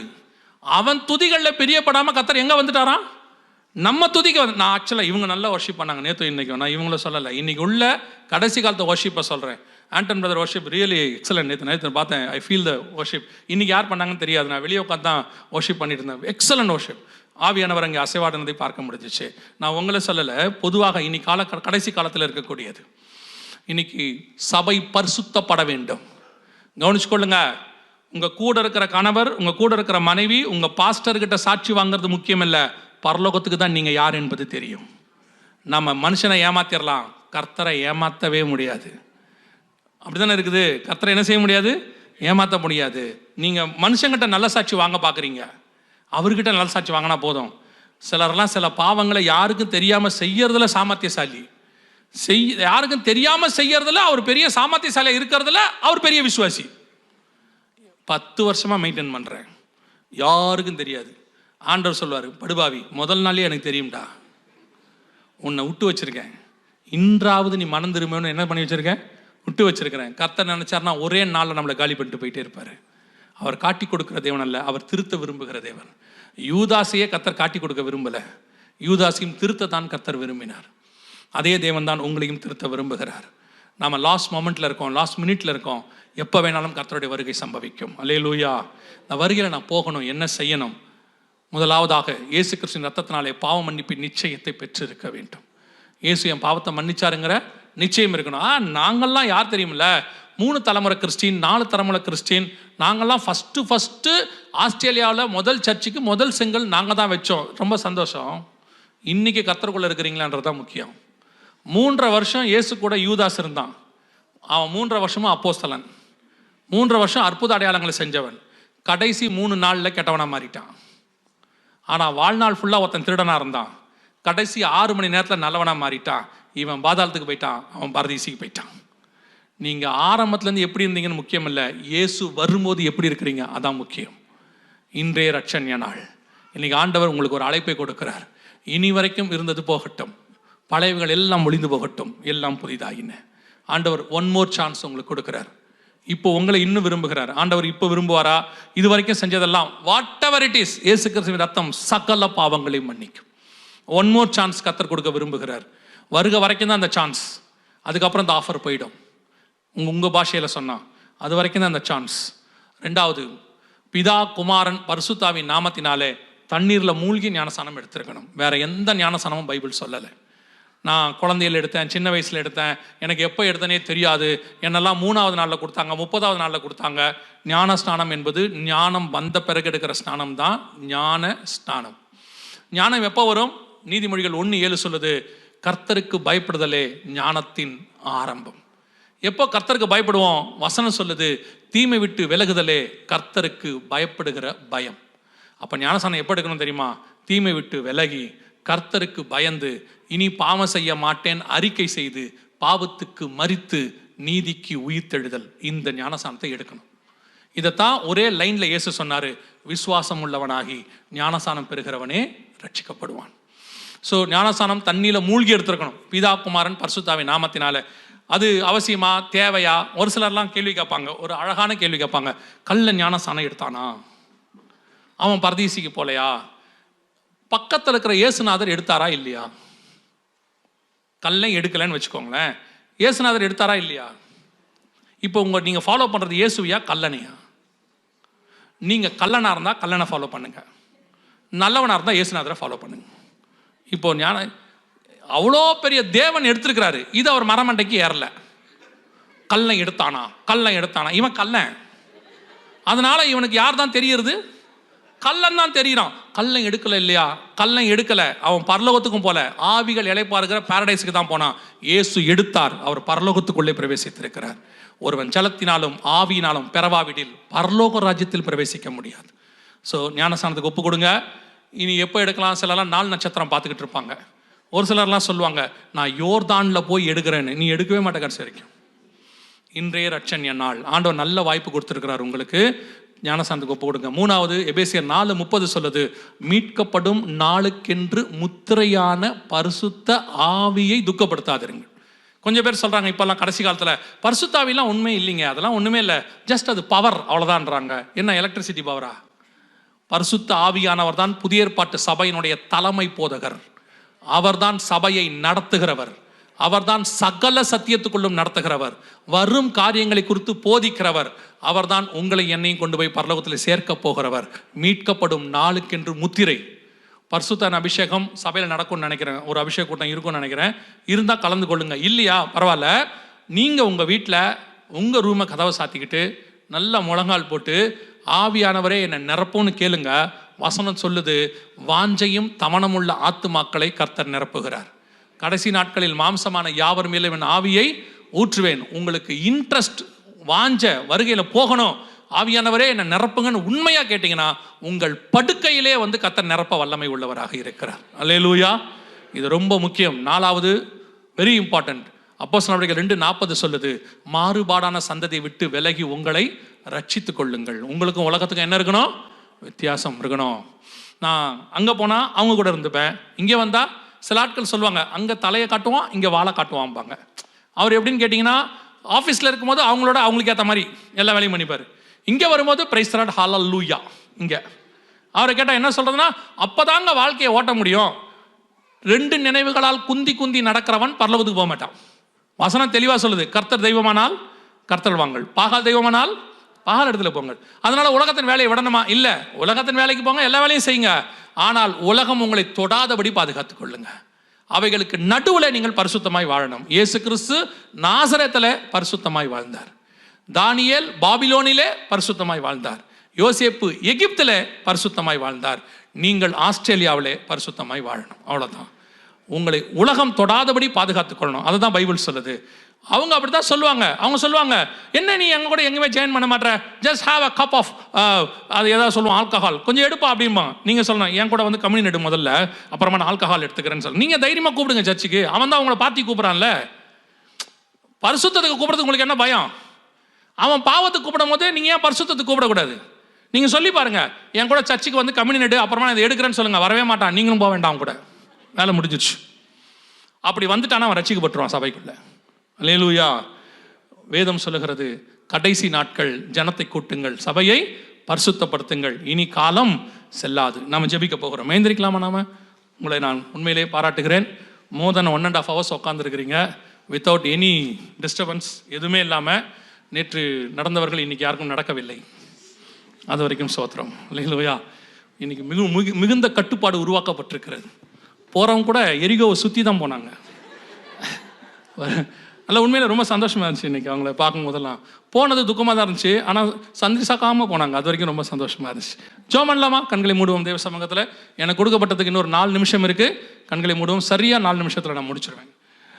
1 கொரிந்தியர் 11:31 சொல்லுகிறது, நம்மை நாமே நிதானித்து அறிந்தோமானால் நாம் நியாயம் தீர்க்கப்படும். 2 நிமிஷம் உங்களை மட்டும் ஆராய்ந்து பாருங்க. உங்களை குறித்து எல்லாத்தையும் கொஞ்சம் ஓரமாக வச்சுடுங்க. நீங்கள் யார், என்ன படிப்பு, என்ன அந்தஸ்து, என்ன ஸ்டேட்டஸு, நீங்கள் என்ன ஸ்பிரிச்சுவல் ஸ்டேட்டஸு, எல்லாத்தையும் கொஞ்சம் ஓரமாக வச்சுருங்க. உங்களுக்கும் தேவனுக்கும் நடுவில் எது தடைன்னு பாருங்கள். உங்கள் ஆவி, ஆத்மா, சரீரம் இயேசு வரும்போது போகுமான்னு பாருங்கள். யோவேல் 2ஆம் அதிகாரம் வரைக்கும் எல்லாம் நடந்துருச்சு. இன்னும் 16வது வசனம் மட்டும்தான் நடக்கணும். அது எப்போ வேணாலும் நடக்கும். நினையாத நாளிகளே மனுஷகுமாரன் வருவார். நம் கண்களுக்கு முன்பாக பழைய ஏற்பாட்டில் சொன்ன எல்லா தீர்க்க தரிசனங்களும் துல்லியமாய் நிறைவேறுகிறது. உங்களுக்கும் எனக்கும் நல்ல வாய்ப்பு கர்த்தர் கொடுத்திருக்கிறார். 11ஆம் மணி வேளையிலையும் கடைசி நிமிஷத்தில் நாம் நிற்கிறோம். வாசலில் நிற்கிற ஆண்டவர் உள்ளே வருவார். ஒரு இமை பொழுது, ஒரு நிமிஷம், அவ்வளோதான். புறப்பட்டு போயிட்டே இருப்போம். நீங்கள் போவீங்களான்னு மட்டும் பாருங்கள். வேலை எல்லாத்தையும் ஓரமாக வச்சுடுங்க. மற்றவங்களை பற்றி இப்போ யோசிக்காதீங்க. அந்த சபை, இந்த சபை, அந்த ஊழியக்கார், இந்த ஊழியக்கார், அந்த விசுவாசி, இந்த விசுவாசி, கணவன், மனைவி எல்லாத்தையும் ஓரமாக வச்சுட்டு நான் போவேனா அப்படின்றத மட்டும் பாருங்க. ஒரே ஒரு நிமிஷம் அமைதியாக கண்களை மூடி, எல்லாருமே கண்களை மூடி, உங்களுக்கும் தேவனுக்கும் நடுவில் வருகைக்கு எது தடையாக இருக்குதுன்னு மட்டும் யோசிங்க. அந்த நேரத்தில் எல்லாம் கண்களை மூடி இருப்போம். ஒரே ஒரு கேள்வியை கேட்டு நான் ஜெபித்து முடிக்க விரும்புகிறேன். நான் இன்னும் தண்ணியில் மூழ்கி ஞானஸ்நானம் எடுக்கலை. இன்னைக்கு ஆண்டவர் என்னோடு கூட பேசி இருக்கிறாரு. அது இல்லாமல் நான் வருகையில் போக முடியாதுன்னு எனக்கு நல்லா தெரிஞ்சிருச்சு. வருகை சமீபம் தெரிஞ்சிருச்சு. இனி நான் அதை தள்ளி போட விரும்பலை. ஒருவேளை நான் குழந்தையில எடுத்தேன், அது ஞானஸ்நானம் இல்லைன்னு ஆயிடுச்சு. நான் என்ன தண்ணியில் மூழ்கி ஞானஸ்நானம் எடுக்க ஒப்பு கொடுக்குறேன் அப்படிங்கிறவங்க மட்டும் உங்கள் வலது கரத்தை உயர்த்துங்க. நான் உங்களுக்காக ஜெபிக்க போகிறேன். Anybody here for baptism? ஞானஸ்நானத்துக்கு ஒப்பு கொடுக்குறவங்க வேறு யாராவது இருக்கிறீங்களா? நல்ல கரங்களை உயர்த்து. உங்களுக்கும் தேவனுக்கு உள்ளது. மற்றவங்களாம் கண்களை மூடுங்க. அது உங்களுக்காக, உங்கள் ஆத்மாக்காக ஜெபம் பண்ணுங்க பார்ப்போம். கரங்களை உயர்த்தி இருக்கிறவங்க 1-2 பேர் இருக்கிறாங்க. கரங்களை உயர்த்தி இருக்கிறவங்க முடிஞ்ச உடனே இங்கே முன்னாடி இருக்கிற ஊழியக்காரங்களை வந்து பாருங்கள். ஒருவேளை நீங்கள் வந்த சபையில் ஞானஸ்நானம் கொடுப்பார்கள்னா, தண்ணியில் மூழ்கி கொடுப்பாங்கன்னா அங்கே போய் எடுத்துருங்க. இல்லைன்னா முன்னாடி வந்து ஊழியக்காரங்களை பாருங்கள். அவங்க எடுக்கிறதுக்கு என்ன செய்யணும்னு சொல்லுவாங்க. கரங்களை கீழே போடுவோம். நாம் ஜெபிக்க போகிறோம். கர்த்தர் என்னோடு கூட இடைப்பட்டிருக்கிறார். அந்த 2 நாளும் இன்னைக்கு கர்த்தர் என்னோடு கூட பேசினாரு. இந்த வருகையில் நான் எடுத்துக்கொள்ளப்படணும். கடைசி நிமிஷத்தில் நிற்கிறோம். இந்த வாய்ப்பை நான் தவற விட விரும்பலை. இன்னிலிருந்து நான் கர்த்தருக்கு உண்மையாக வாழ போகிறேன். இன்னிலிருந்து நான் கர்த்தரை பின்தொடர போகிறேன். நான் வருகை தான் என்னுடைய டெஸ்டினேஷனாக இருக்க போது.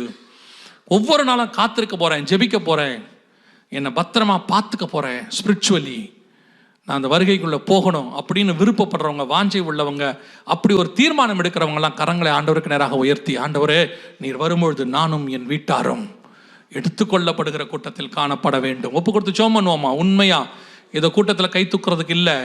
கர்த்தர், நான் கரங்களை பார்க்குறேன், கர்த்தர் இருதயத்தை பார்க்குறேன். உண்மையாக ஒப்பு கொடுக்குறவங்க உங்கள் கரங்களை ஆண்டவருக்கு நான் உயர்த்தி நீங்கள் ஒரு நிமிஷம் ஜெபம் பண்ணுங்க. ஆண்டவரே என்னை தாழ்த்தி ஒப்பு கொடுக்குறேன்ப்பா. நீர் வரும்பொழுது ஆண்டவரே நான் உண்மை சந்திக்கிற கூட்டத்தில் நான் இருக்கணும்.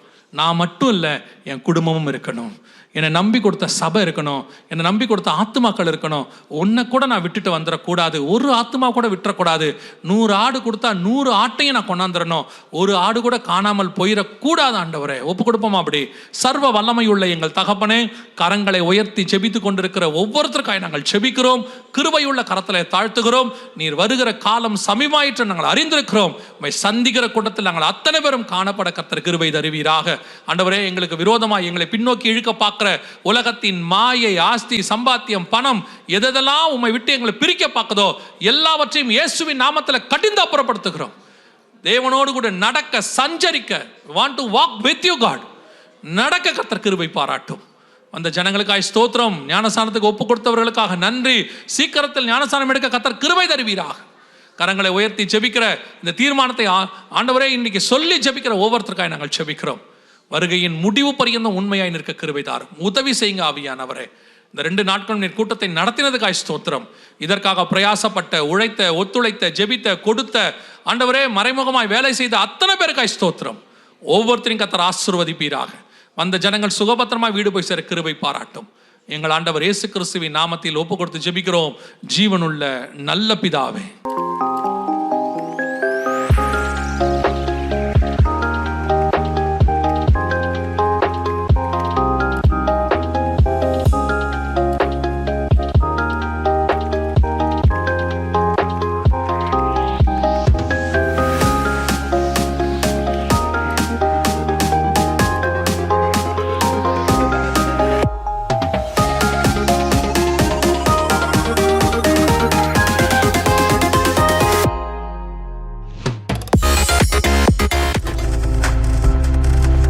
நீங்கள் பார்த்து கொண்டிருப்பது உங்கள் ஜாய் டிவி. உங்கள் துக்கம் சந்தோஷமாய் மாறும்.